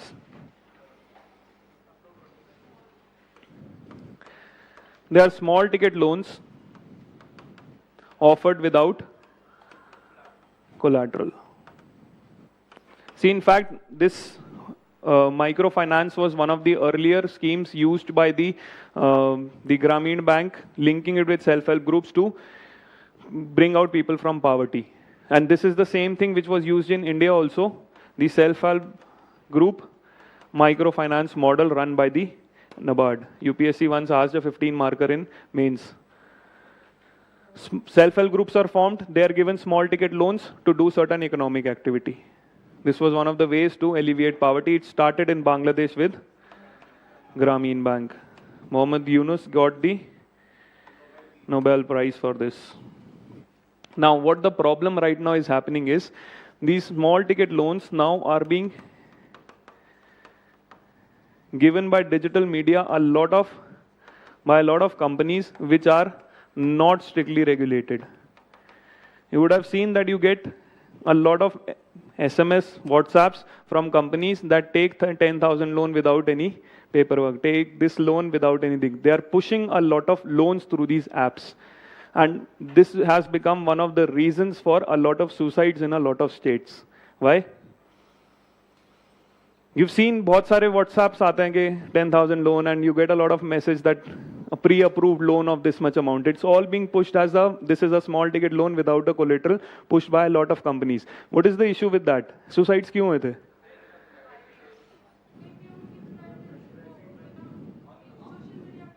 The major problem with these companies was their coercive techniques to get the loans back.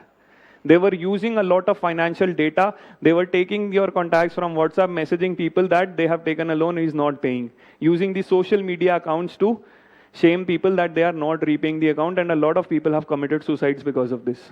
Very small ticket loans, 10,000, 15,000, 20,000. Another problem which these companies also are doing is, apart from this, they are also evergreening the loans to show that they have a very good quantum of return they are getting. And also they have a lot of business. They are pushing loans without any authorization. If you have taken a loan of 10,000, you get a loan of 10,000 more after 3 months. They are trying to evergreen the loans without any authorization. Recently, one of the companies was caught in this, that kuch OTP ka authorization ka issue, and they gave a further loan to the companies to show that we have a good business. Now, to regulate all this, the RBI has come out with certain regulations. See, most of this microfinance was being taken from the NBFCs, a subcategory MFIs. 30% इनका market है. This is something which was regulated by the RBI. The rest of the companies were evading these regulations. So now there has been a new regulatory framework to capture all these companies and prevent these wrongdoings from happening. So a complete एक robust framework था. Earlier, the business being done through the NBFC, MFI was only being regulated by RBI, and they were just 30% of the total market. So now the uniform set of regulations have been introduced to control these activities.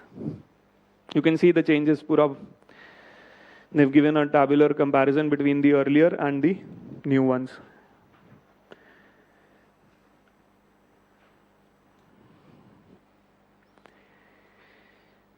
So I hope this is clear what the problem with MFI was and why it was in news. The other is factoring in India. What are factors? There have been recent changes introduced in this factoring system.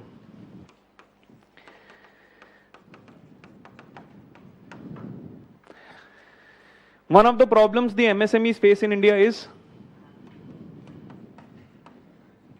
delayed payments. They provide material to another company. They supply their raw material or supply any finished good, any good to them. The money they are not getting. And this is one of the major reasons why MSMEs face problems. the issue of delayed payments. Now to counter this issue, there is a financial mechanism called factoring. You have the MSME, you have the company who has to pay. You introduce a factor. The bill, the company will, there's a bill generated, there's an invoice generated here, which is not paid. The factor will buy this invoice and give certain money to the MSME to run its operations. This factor can redeem this from the company itself, earning a small profit. How can the factor earn a profit?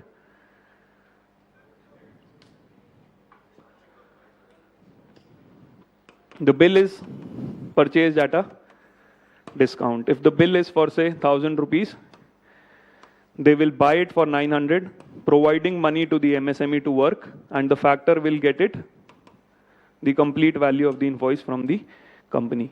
This is factoring.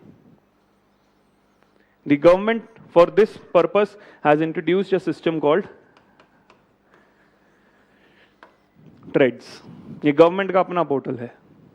Trade receivable discounting system.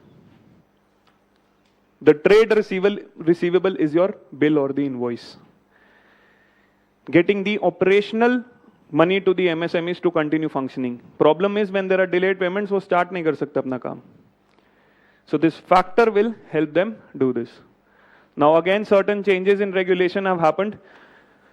The factor license was given for certain NBFCs where factoring was the principal activity. We've already discussed principal activity. 50% of the assets should be in this, and 50% income should also come from factoring. Now this has been removed. इसकी वजह से only 7 NBFCs were a part of this activity.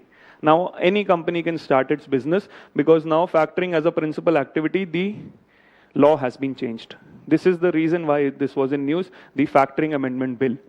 There were very less people who were doing factoring because of the condition that factoring should be your principal activity. Now this condition has been removed. Now you will have a lot of factors who can participate. But this is how the factoring process works. There are other changes also. Certain definitions have been changed. TradeFab platform has been given certain relaxations to collect the fees. Regulation making power to RBI. Major change is this, कि factoring को अब principal activity नहीं है. This is the factoring amendment. Then next is your account aggregator. Account aggregator is just a new term for information. So you have certain money in certain banks. So an account aggregator can help you aggregate your information through different financial institutions. आपने कुछ banks में है, कुछ NBFCs में dealing है, कुछ stock market में है. So now an account aggregator will get a license to aggregate your financial information across different platforms. This is just account regulator. How they are? Portfolio managers don't know anything about your banks. Mostly with the assets you are holding in the stock market. They are completely everything. Insurance कहीं लिया है, कहीं bank में कुछ है, any investments you have done, any GST payments you have to do, complete account information, account aggregators across systems. Wealth management, personal finance, flow-based credit, everything. Then you have a difference between RTGS and NEFT. They have been opened up for non-banks. Again, factual information. Earlier, they were only provided to banks. Now, non-banks have been approved to participate in this. Next topic is social stock exchange. What is a social stock exchange? How? See, what is the major problem faced by NGOs? Why can't they raise funds? The major problem with NGOs is finance. They can't raise funds. Why is this problem? See, you have a lot of people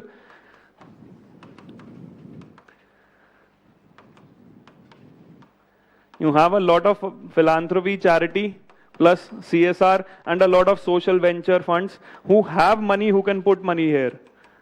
But problem is, these things, whatever source of finance is coming, they are going just to few selected NGOs and also to few sectors. Most of the NGOs don't get the money. NGO sector में कुछ ही एक important NGOs होंगे जिसमें ज़्यादातर पैसे लोग दे देंगे. Bill and Melinda Gates Foundation, the Red Cross Foundation, Greenpeace. They're the biggest NGOs which take most of the money and they invest in specific sectors. Rest of the NGOs, कुछ भी पैसा नहीं है. Day-to-day running also they don't have money. Why? Yes, the problem is the maintenance of accounts, and another problem also is what are they doing? Major problem is they don't maintain their books properly. They don't have any financial information with respect to how they have to maintain their accounts, and specifically a lot of NGOs, they also don't know what they are doing. There's a lack of goal clarity, what purpose for which they need finance. Now, in this whole scenario, SEBI is saying that we will open a social stock exchange where NGOs can raise money from a lot of CSR or other institutional players. Now, how will this help? A normal stock exchange gives value. What will this stock exchange give? The only purpose or the only benefit of having a social stock exchange is that you will have complete, and this will provide. See, anyways, when they are investing, they are not seeking any returns. When people are investing in these social institutions which are doing certain social benefits, social impact, they're not seeking any returns. They are just seeking money, providing for certain well-being. Ye hai ke problems, not all the NGOs are getting it. Now the NGOs have a chance to get listed here, list their instruments here, tell how their books are maintained, complete financial transparency, so that they can raise money from these finances. Even they get information about the various NGOs in different sectors, in different places. Complete transparency of information and financial structure will be provided by this social stock exchange. This is not a normal exchange where there is certain return, financial return. This is why social stock exchange is being created. One of the instruments for this social exchange is a social impact bond. Recently, in one of the cities, social impact bond has been launched. Now, how a social impact bond works?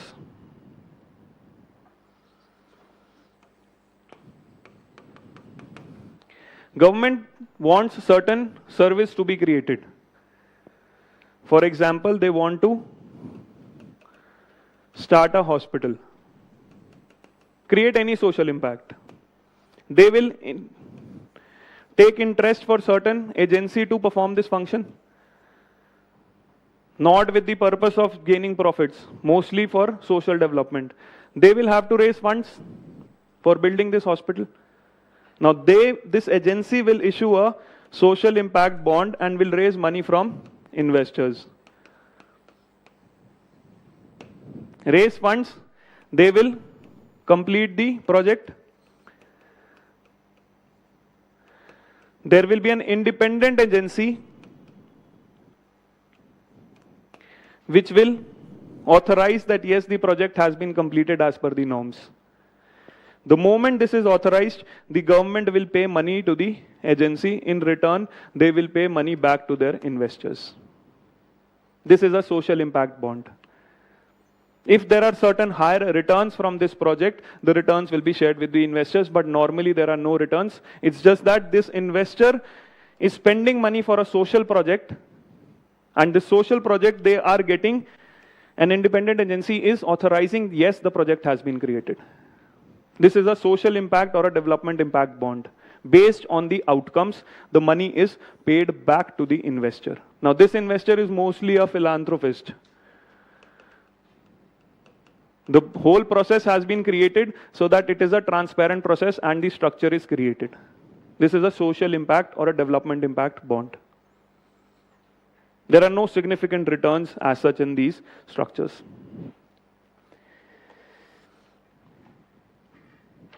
Social impact bonds. So this is your social stock exchange.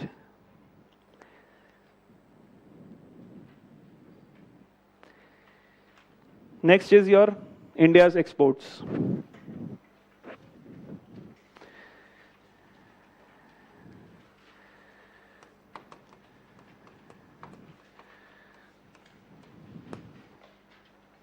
Few things important here. The 5 most exported items. What are the major 3? सबसे ज़्यादा कौन से? Petroleum products, gems and jewelry, and no, third is yes, drugs. याद नहीं होता कभी भी.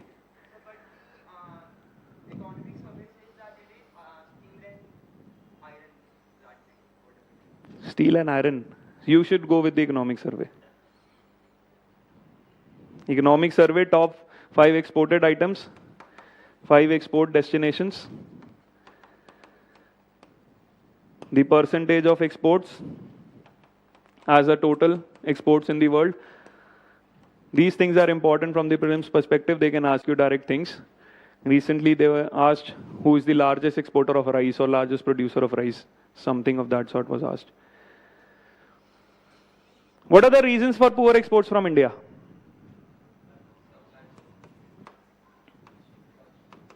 We are world's largest producer in a lot of things, but we are still not able to export a lot of commodities. What are the reasons for poor exports in India?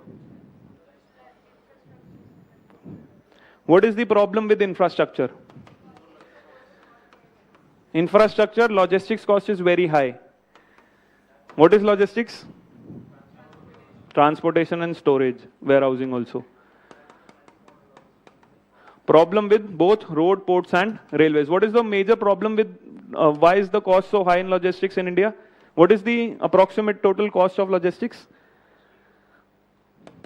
In the range of 13 to 14% of GDP. Total logistic cost in India. Developed countries, US, Europe have 6 to 8%.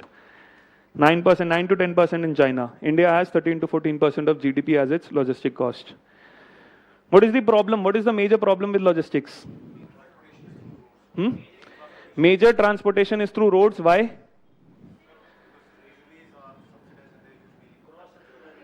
Cross subsidization, poor quality in railways, and poor infrastructure and lack of infrastructure. Poor infrastructure and the cumbersome process at ports. The turnaround time for ships is very high in India. This is the logistic problem. What else? Cross subsidization. For example, railways, it is doing 2 things. Transporting passengers and transporting goods. It gives a subsidy to passengers. It is not charging the right amount. For example, if the ticket has to be priced at 100 rupees, it is giving it for 50 rupees. The freight is extra charge will be levied here. So if the freight charges is 100 rupees, you will charge 150 because you have to subsidize this 50 rupees. This is cross subsidization. You are charging higher for freight to subsidize passenger. Same thing happens in discoms also. You charge higher for industry to subsidize your domestic players. Cross subsidization, charging higher.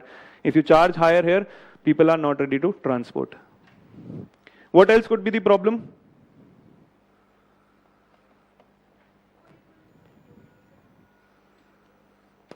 The other major problem is the access to finance. Major problem in India. Both from the banks and the credit markets, it's not easy to get finance. Very high cost of financing, high collateral and all the requirements. What else? What? Supply chain? What are supply chain constants?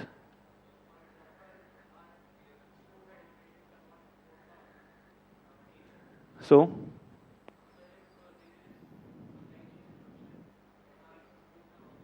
See, this is one-off incident where there would be certain disruption in certain country, and then your whole chain will be disrupted. But in normal terms, also exports are problem. See, supply chain disruption is everything. Even the lack of infrastructure is a supply chain disruption. Lack of finance to send material from one place to another, that is also a supply chain. The whole problem for the export is the supply chain only. The problem here is the import duties. Recently, in the past 3 years, India has increased 3,000 items, the import duties have increased. And in fact, they are talking about Atmanirbhar Bharat, where the import duties might go higher. And if the import duties go high, the exports use a lot of import materials for their exports. The price for their good increases. Recently, the government said they'll ban drones. उससे पहले petrochemicals पे, synthetic fibers पे they have a lot of high import duty because you have to buy from Reliance. So there is a lot of increase of the import duty, creating problem for exporters. What else? Comparative advantage. What comparative advantage?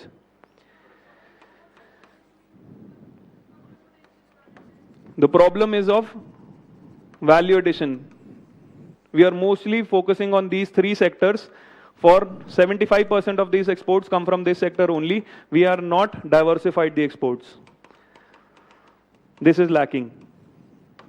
There's no diversification. The three largest exports, the petroleum, the gems and jewelry, and also the pharmaceuticals. This is the total volume is 75% of the total exports.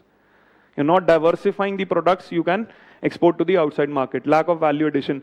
Also, one of the problems with same products diversification is also your destination diversification. You're not diversifying to different countries. Recently, India signed a comprehensive agreement with which country? UAE. So they're trying to diversify to different countries. Most of the exports happen to US. So we're trying to diversify. What is the other area where we can diversify? European Union, we are signing a lot of agreements. Southeast Asia, we came out of the RCEP. That could be one of the major things where we could have increased our exports. What else? South American, yes, South American countries where we have a lot of export potential. Another reason faced in India is your trade barriers. What are the different trade barriers?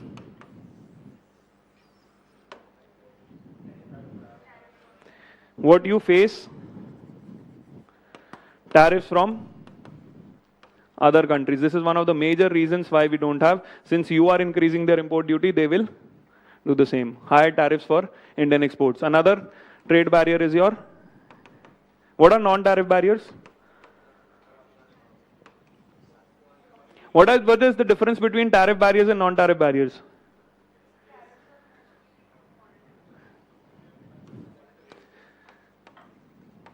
Quantitative, in terms of custom duty, or you can have quota restrictions on how much you can export, and you can also place certain duty on your exports. What are non-tariff?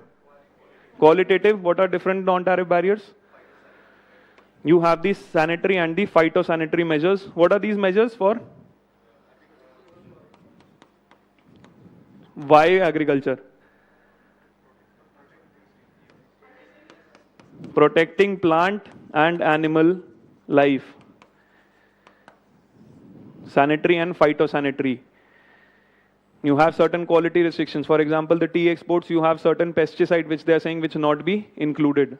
This is a sanitary and the phytosanitary measure. This becomes a non-tariff barrier. What else? What else are non-tariff barriers?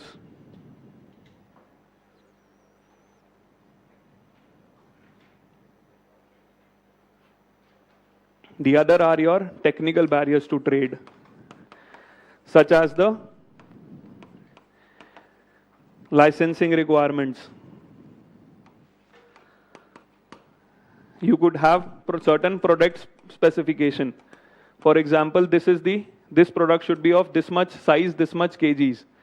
There could be certain product certifications, licensing norms for different products. These are technical barriers to trade. as part of your non-tariff barriers. So this is your problem with exports, why Indian exports don't rise. Yes?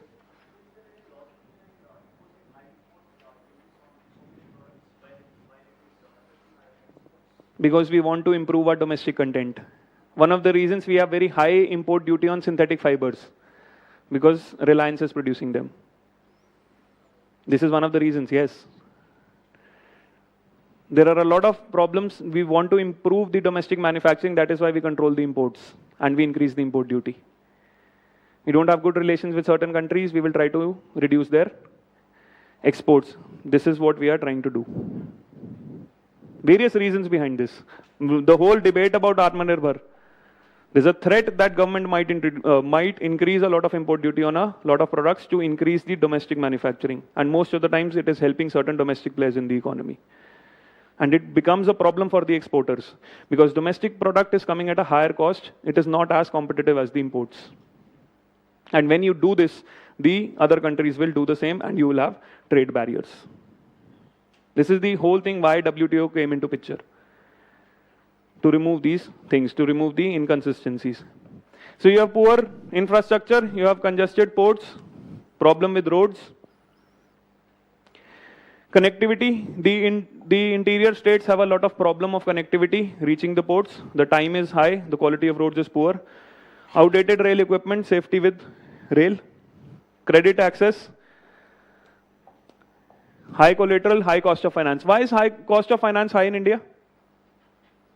Why do we have a high cost of finance in India? Especially coming from banks. Defaults. High NPAs, वो अभी है. Why?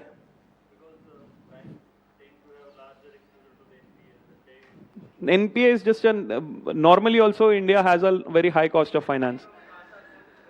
Huh? What is that? Why hyper repo rate? Yes, one of the major reason is you have inflation. You have very high constraints. You have supply side inflation due to which the interest rates are high. And that is why your cost of lending is also high. This is one of the reasons why in the previous monetary policy, the RBI did not reduce the interest rate despite having so much inflation. Because they wanted to push the investment activity by keeping the rate low. ये same problem अभी आएगी monetary policy में. That what we should keep the interest rates. If they increase the interest rates, your cost of finance will go up. Problem for your investment. This is your inflation growth trade-off. One of the reasons why India has the high cost of finance. Other reason is also you don't have very liquid credit markets, the stock markets. The capital markets are not very liquid in India. Recently you had a scam in the NSE, National Stock Exchange. The lady used to get emails from God. One of the questions asked to her is, वो अगर हिमालय से आपको email भेज रहे थे, वहाँ network किसने लगाया था? And the answer she gave is, these spiritual powers don't need digital infrastructure to send him. And she was the chairman of National Stock Exchange. The whole algo trading and all corruption. High collateral, complex procedures for getting the loans, lack of information with respect to how they can avail finance. Complex procedures with respect to the documentation. This is one of the major problems with respect to ease of doing business, that you need to have a lot of clearances and a lot of things to export. ये government काफी improve कर रही है, certifications. Then trade barriers. You have one of the highest import duties in India, and the moment you have high import duties, other countries will also have higher import duties on your products, creating a problem for your exporters. Tariff inconsistency, this is also one of the major problems. It keeps on changing. Government announcement, tariffs have been increased. Government announcement, tariffs have been decreased. There's no consistency in which direction we are moving. This is one of the major problems with India, that you don't have a significant policy, stable policy, that what you are trying to do.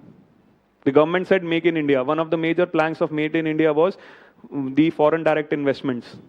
That you will allow foreign investments to come and invest in India and make in India. Now government is saying Atmanirbhar Bharat.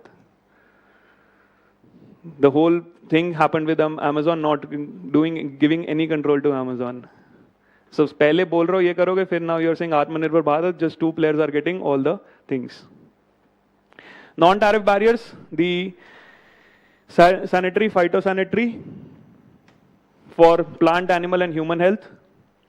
Then you have technical barriers to trade for environmental protection, safety, national security. You can have a lot of certifications and other tariff measures such as the customs procedures, import licensing, trade documentation and pre-shipment inspections. See, when you are creating a lot of bureaucratic hurdles for exports outside countries, that you need so much of custom documents, this is non-trade barrier. When you are making it difficult, increasing the documentation, licensing, trade documentation, pre-shipment inspections that we will inspect, it's adding into time. And वहाँ पे कुछ rejection हो जाए that your products are not of good quality, that you have certain problems. These all are non-trade barriers. You can very well get a question, the difference between trade and non-trade, which can be the non-trade barriers. Then there's a scheme which the government has introduced, remission of duties on taxes on imports products. This has replaced the MEIS. See, MEIS के साथ problem ये थी that they were giving duty scripts at the range of 2 to 5% on all exports. That you can use this duty script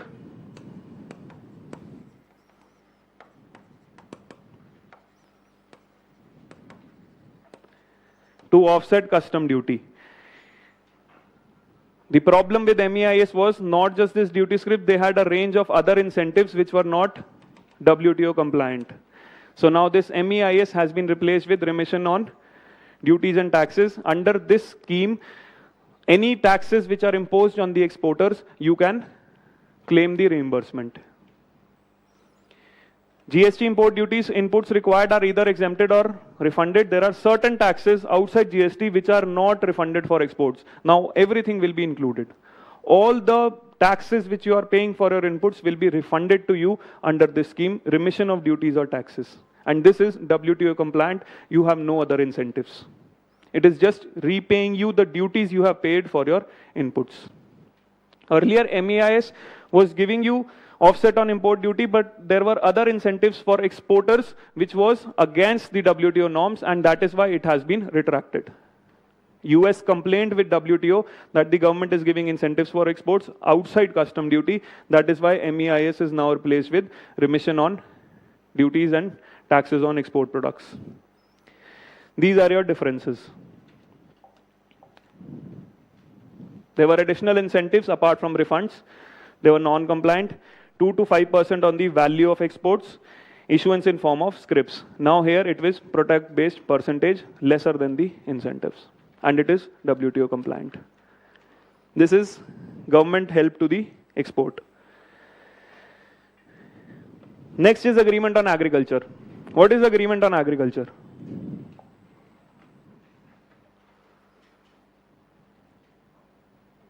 What is the WTO trying to do through the agreement on agriculture?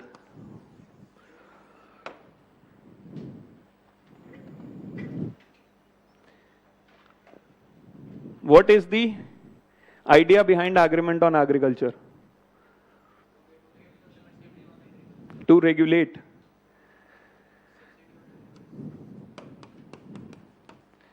The earlier negotiations of WTO or GATT never included agriculture, and there were a lot of trade barriers for agricultural trade throughout the world.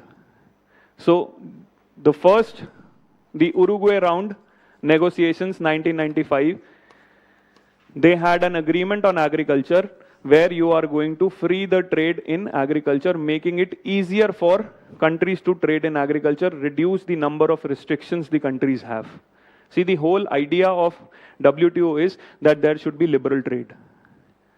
And agreement on agriculture is talking about trade in agriculture to free the trade in agriculture. It had 3 different components. What are the different components for agreement on agriculture?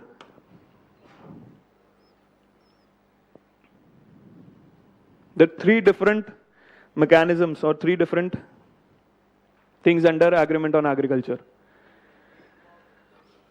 वो तो एक domestic, one is domestic support.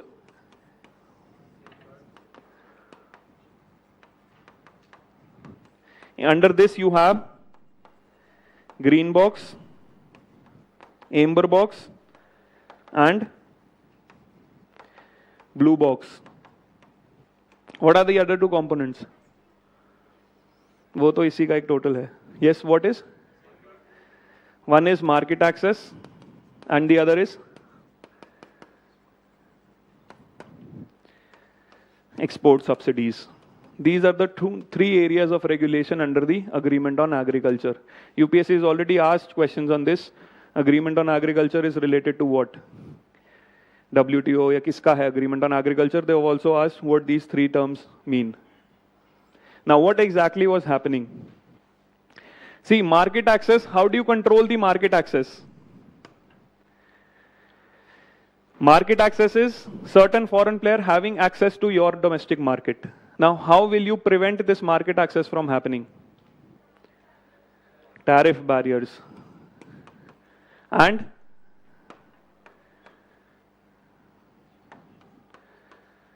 non-tariff. What the Agreement on Agriculture on Market Access said, that you have to convert all these non-tariff barriers in certain form of tariffs. You have to do tarification of these barriers. आप उनको quantify करोगे how much barriers you have to do. And then both tariff barriers and these non-tariff which have been converted into tariffs, they will have to be reduced. You cannot have any non-tariff barriers. Convert them into tariffs. For example, you have sanitary measures, उसका कोई एक value ले लो. That this is the amount you are going to put in and you have to impose an import duty on that. Do tarification of that. Then reduce both these tariffs to increase the market access. All of the WTO norms would be to liberalize the trade, making it easier for countries to trade in agriculture. Specifically when you are talking about Agreement on Agriculture, trade in agriculture. So you have to improve the market access, remove non-tariff, convert them into tariffs and then reduce the tariff barriers. See, one of the issues here would be if the non-tariff barriers are converted into tariffs. The problem is you are replacing a qualitative into a quantitative. The barrier might not be reduced. Value could be higher. So they also said you can introduce a tariff rate quota. That means you will have differential structure. For imports up to certain value, you will charge a lower tariff. And the moment you breach this volume, you will charge a higher tariff. For example, imports are up to say 100 kgs. So your tariff will be lower. The moment your tariff this volume is breached, you can charge a higher tariff. Because tarification can lead to higher barriers. You can have tariff rate quotas कि कम amount पे कम duty, ज़्यादा amount पे ज़्यादा duty. This was a tariff rate quota introduced under market access. After you convert the non-tariff barriers into, quantify them, tarification. So this is how you have to improve market access. What is domestic support?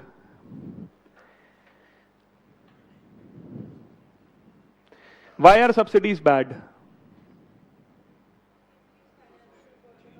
Financial burden तो नहीं. What is the problem with subsidies?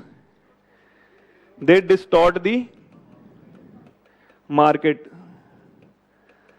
The government is giving you money to depress the price. So your support from the government is not as per the market. You are not producing as per the market supply and demand. You are producing with the help of the government. That has distorted the market. That is why MSP is said to be a trade distortion. That you are providing support, you are distorting the trade. One of the other is when your subsidies, how it distorts the market. You have two prices for the same product. For example, in PDS, you sell it for 3 to 1 rupees per kg. And then other prices, you have the market price. So again, you are distorting the market. selling it at lower price, this PDS rice might be exported. So that is why the whole PDS and the MSP system is said to be distorting the market. So now what type of subsidies can be provided and what not? This is classified under 3 boxes. What is green box? They are the least market distorting and these subsidies are allowed. For example, direct benefit transfers given to the farmers. This will come under the green box. Amber box, which are market distorting and they are not allowed. And then you have blue box. What are the blue box subsidies? Irrigation. Why? Otherwise they would be in amber box, but since they are production limiting, that they are not incentivizing the farmers to produce more. More will be produced, it will be exported, will distort the market. So these subsidies are not production enhancing but production limiting. They are placed under blue box. These are the support provided. See, with respect to the amber box, you had certain commitments. They will not be allowed and present will have to be reduced. You have to reduce the support. The total support which the government gives to your agriculture, it is called the aggregate measurement of support or the AMS. This is the support given by the government. You have to reduce the aggregate measurement of support as per the Uruguay negotiations. AMS has to be reduced. There are reduction commitments under this amber box. Further, there are certain things which are allowed. Up to a certain limit, these subsidies are allowed. What is it called? The limit up to which they are allowed, it is called the de minimis level. For example, you can provide support up to 10% of production for developed countries,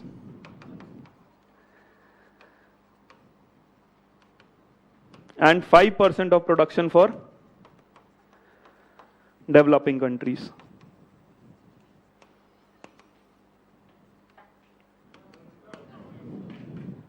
ये developing है and ये developed है. That developing will be allowed to give support up to 10% and 5% is this. These things will not be calculated in your aggregate measurement of support because this is allowed. उसके बाद जितना आप दे रहे हो उसका आपको you have reduction commitments. What is the problem with this whole domestic support issue? What is the problem in that? See, there are two debates here. One, that the developed countries, this is the contention with the coming from the developing countries. For example, developed countries, US, Canada, they give a lot of subsidies, which is higher than our subsidies, but they get it classified under green box. So आपने market distort की हुई है, but you have placed all the subsidies under green box. And the problem with respect to developing countries is that the countries are not reducing their food security mechanisms, and these are market distorting. Now to solve this problem, major problem developing countries ka hai, they are running these food security programs. They are market distorting. So developed countries said you should reduce them. Developing are saying you reduce your subsidies because placing under the green box is not that you are not distorting the market. It's just a word play you have done. That is why WTO negotiations have stopped. WTO is a failed body now. There are no negotiations being taken place under the WTO now. But a temporary arrangement was found for this PDS MSP operations. That is called your peace clause. This was negotiated under the Bali Ministerial. What is the peace clause?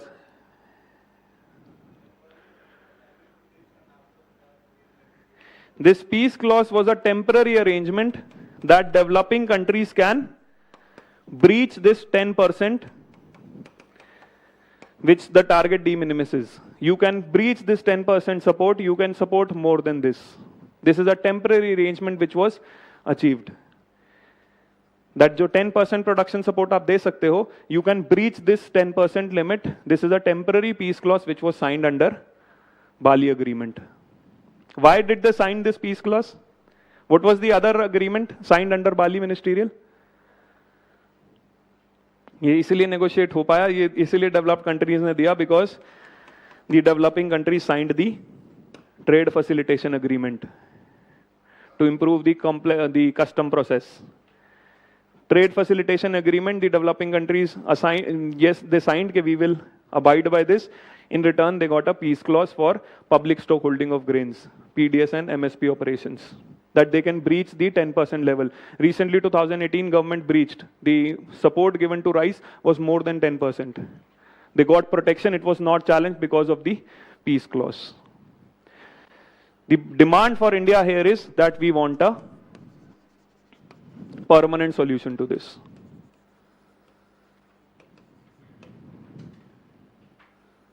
This is the whole debate with respect to domestic support.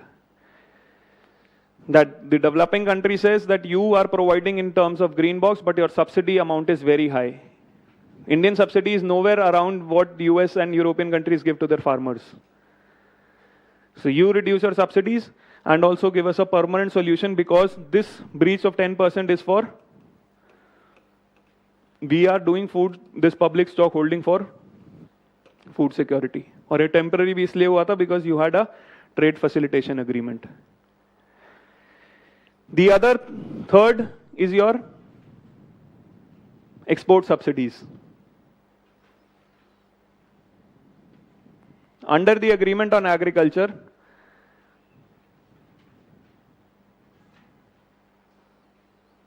the export subsidies have to be reduced. They are directly market distorting. There was an agreement under the Uruguay round that you have to reduce. Further, this is the only thing which worked. Even under the Nairobi package, there was an agreement that export subsidies have to be reduced because they directly distort the trade. Uruguay round mein also there was an agreement that the export subsidies need to go. Then further in the Nairobi round, there was an agreement that export subsidies are bad and they should be stopped. This is with respect to your agreement on agriculture. Market access pe, the debate is coming from the developing countries that there are still a lot of non-tariff barriers which exist. कोई tarification नहीं हुई है. There are a lot of non-tariff barriers which are existing. Another point of contention. See, one point of contention is market access, non-tariff barriers are there. In domestic support, it is green box versus amber box and a permanent solution for MSP. Another major issue which here is, see, when you have reduction commitments for all these three things, for example, you have to reduce your support in domestic support, you have to reduce your export subsidies. One of the provisions given was that there will be special and differential treatment for developing and least developed. There have been no negotiations on that. Special and differential treatment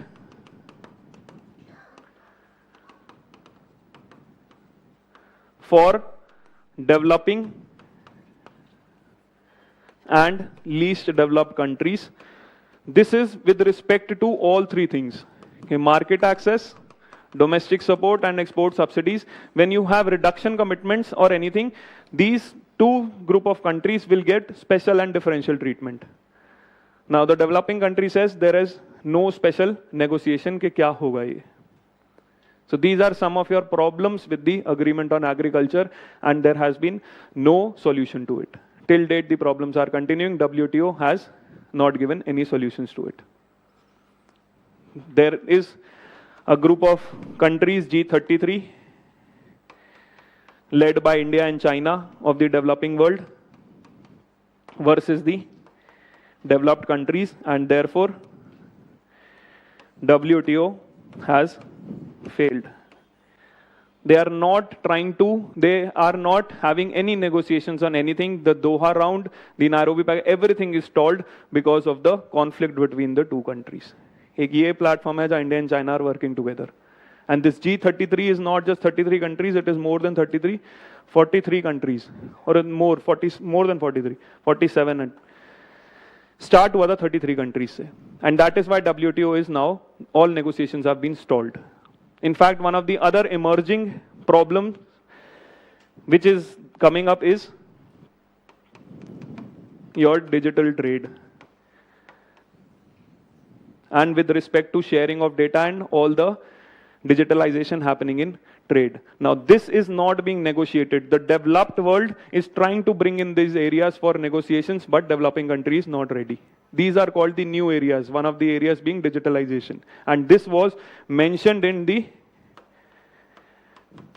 Osaka track. Developed countries have formed their own group, and under the Osaka track, they were having negotiations with respect to digital trade. Even the service domestic regulations, they have been negotiated by a small group of countries which India is not a part. Under the General Agreement on Trade and Services, there are service domestic regulations which have been recently negotiated under WTO. This again has been done by a small group of countries. They were not multilateral negotiations. India doesn't abide by it.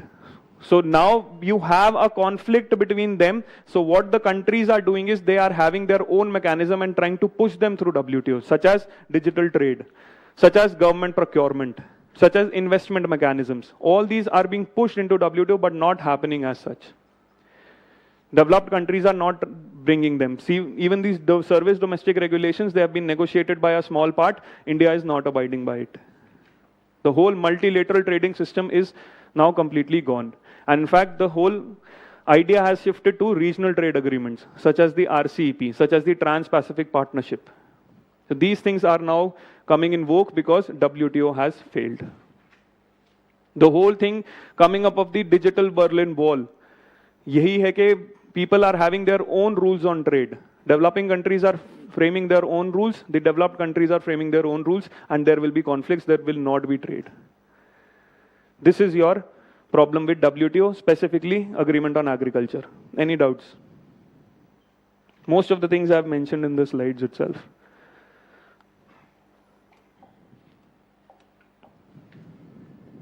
The original GATT, that was before WTO, did not have any agricultural trade, so there were a lot of barriers. That is why you needed agreement on agriculture.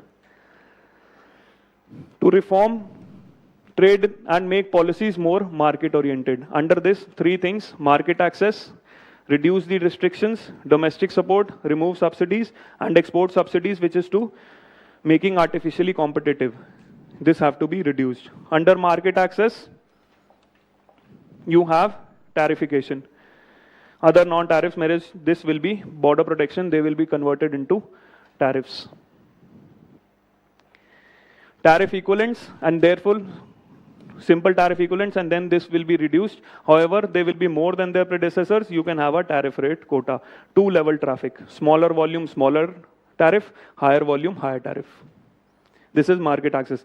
Okay, one another thing here in market access was special safeguard provision, also called special safeguard mechanism. Now, this special safeguard mechanism is if you have a huge inflow of imports. See, normally what you have to do is you have to reduce your tariffs. But in certain conditions, if there are a lot of imports coming in your economy, you have a special safeguard mechanism, you can increase tariffs.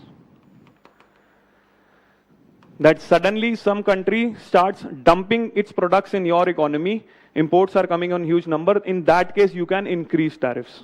This was a special safeguard mechanism provision given under market access. Normally market access is saying reduce tariffs. Even change the non-tariff into tariff and reduce them. But the special safeguard, in case there is a lot of dumping, you can impose tariffs. This is part of market access under agreement on agriculture. Domestic support, encourage overproduction and therefore squeezes out imports, leads to export subsidies, the distortion of market by the subsidies. Green box, not distorting the market, they are allowed certain examples such as direct income support, restructuring direct payments, environmental regional assistance programs. They are not distorting the market. Amber box, they are distorting the market, and therefore you have to reduce the aggregate measurement, reduce by 20% in developed countries, 13.3% in developing countries. And how will you calculate this? Total support, आपको base year है 1986-88. One of the disagreement with respect to India was कि base year इतना कम है, तो अब जो support है वो already ज़्यादा होगा ही as respect to this. So that is why they could get a temporary peace clause, that if you breach the 10% target, nobody will take you to the dispute resolution. Blue box, normally these should have come under Amber, but now they are limiting their production. So they are not distorting, and there are no reduction of commitments under blue box. See, green box is completely allowed. Blue box, there is no reduction commitments. Amber box, you have to reduce. They are not allowed. This is your, what is AMS? AMS is your reduction commitments, कि कितना government support करता है, the total subsidy. This is called AMS, the size of annual transfers provided for produce in the favor of producers by the government. This is the definition of aggregate measurement of support. Then there is a de minimis support, which is allowed. The WTO members are not obliged to include de minimis in total AMS. Total AMS में de minimis नहीं जाएगा. That means de minimis तक आप दे सकते हो support. This is 10% for 5% for developed and 10% for developing countries. This is the de minimis. India has since 2018 दो-तीन बार India ने breach कर दिया de minimis, but because they have peace clause protection, nobody is taking India to the dispute resolution. Then export subsidies is said it is bad, specified in member commitments, and they have to reduce what export subsidies are because they are directly distorting the market. Any doubts here? With respect to agreement on agriculture, basic questions have already been asked with respect to this. So, clear? Amber box. Amber box is market distorting. For example, government is providing MSP. So government is providing price support. If the farmer has price support, it will produce more because it is guaranteed government will buy. So this has to be now reduced. The support you are procuring at MSP. So this has to be reduced with respect to the percentage of production. 20% for developed world, 13.3 for the developing world. This is your reduction commitments under Amber box because these subsidies are distorting the market. So this has to be reduced. Next is service domestic regulations. What are the different modes of services, trade in services? How can you trade in services? What are the different modes?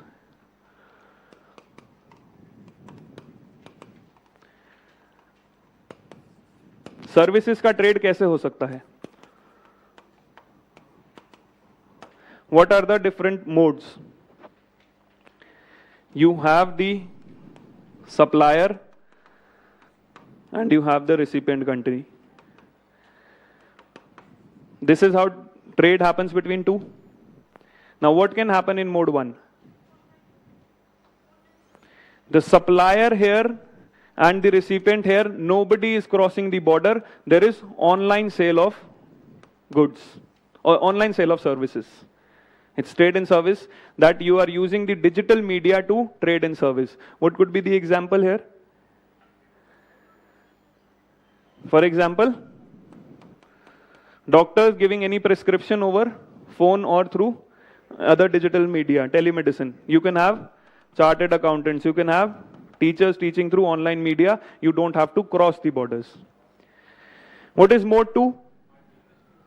IT industry, yes, you are not crossing the border. What is mode 2?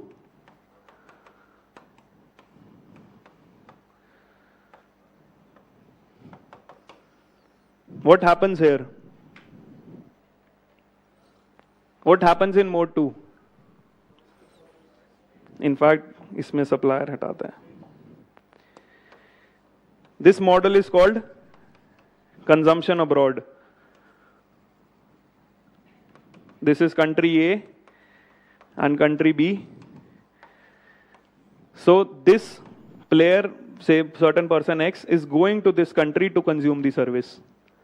Service provider is there in its own country. The person here is coming to consume that service. For example, tourism, consumption abroad. What is mode 3?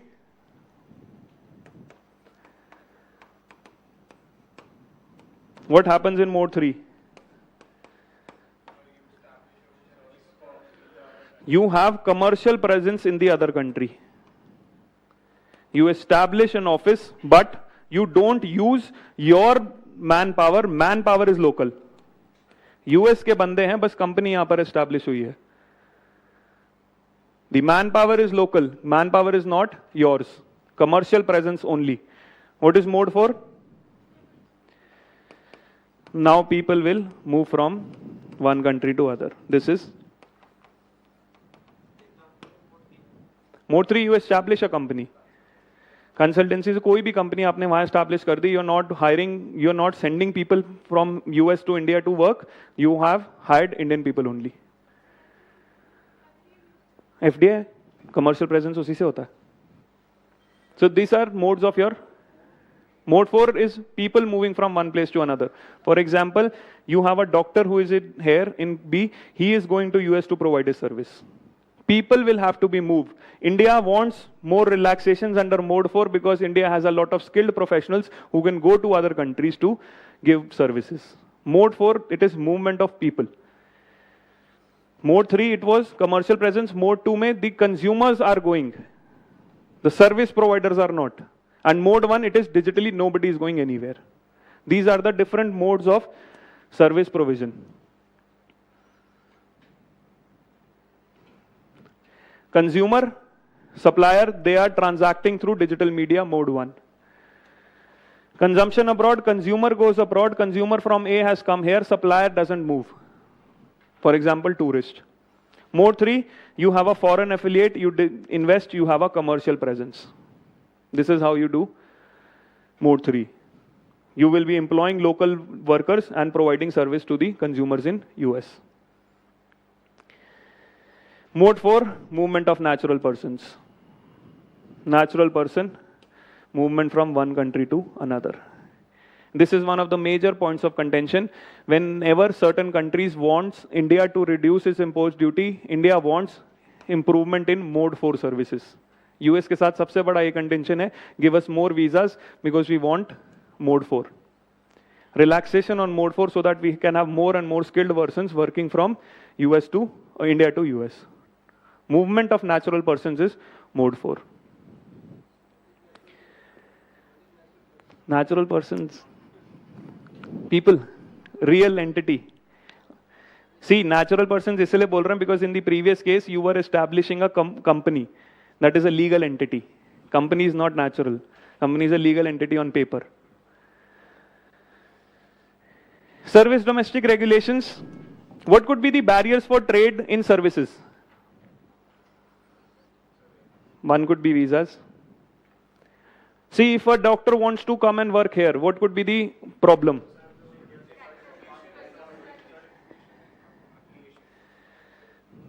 The licensing, certification, and also qualification. Now, to have common norms over this, common regulations, and also have transparent rules. This is your service domestic regulations. Countries have negotiated to remove the restrictions in trade. One of the agreements under GATS that you remove the trade restrictive efforts such as licensing requirements, procedures, qualification requirements, procedures, and technical standards. For example, a CA who has got his degree in US cannot work here in India because of the different qualification norms, different licensing. A doctor needs a license to practice. So these things are different. One of the things, this was in fact seen here also when a lot of doctors were coming back from Ukraine. So when you have a Ukraine degree, you have to give an exam here. If you clear the exam, then only you can practice here in India. Now this is a barrier to trade because you are having different service regulations of doctors. Same जो degree वहाँ की है आप accept नहीं कर रहे. You are taking your own exam. This becomes a barrier to trade. These are now your own citizens. What if some other doctors from other countries want to come here? So to remove these things, WTO में some countries had service domestic regulations trying to reduce the barriers to these things. Not just reduce, but also have common norms and also be transparent. Tell us what exactly your specifications are. A lot of times you're not clarifying what these specifications are. This is your service domestic regulations. No, India is not. India's clear stand is, see, WTO is dysfunctional. A lot of countries are signing their own and presenting the agreements. India is not part of this. International disciplines with respect to WTO, this is coming, ke close linkage, we are trying to provide ease access, procedures, authorization and licenses. In fact, this is the disciplines under service domestic regulations. You have transparency, publish all information, mechanisms which is required for your suppliers, legal certainty and predictability, regulatory quality and facilitation. The Indian stance on this is that the joint system initiatives go against the multilateral nature of the WTO. We have not participated in these negotiations and not bound by this. In fact, this agreement also had certain good things. For example, developing economies got certain time to delay the implementation to come up with the regulations that were formed. They were given certain extra time to the developing economies to adapt to the changes. Joint system, see, what is happening is now when you are a multilateral body, trade is either bilateral, plurilateral or multilateral. When you are a multilateral body, that means it applies to all countries throughout the world. Now WTO, because you cannot have a negotiation between all countries, so some countries are having joint mechanism. 20 countries ikatthe kuch negotiate kar liya, 25 countries. So India is saying these joint systems we are not going to do anything with. We want multilateral negotiations. So service domestic regulations is this. Any doubts here? These are certain things. Next, all topics tomorrow.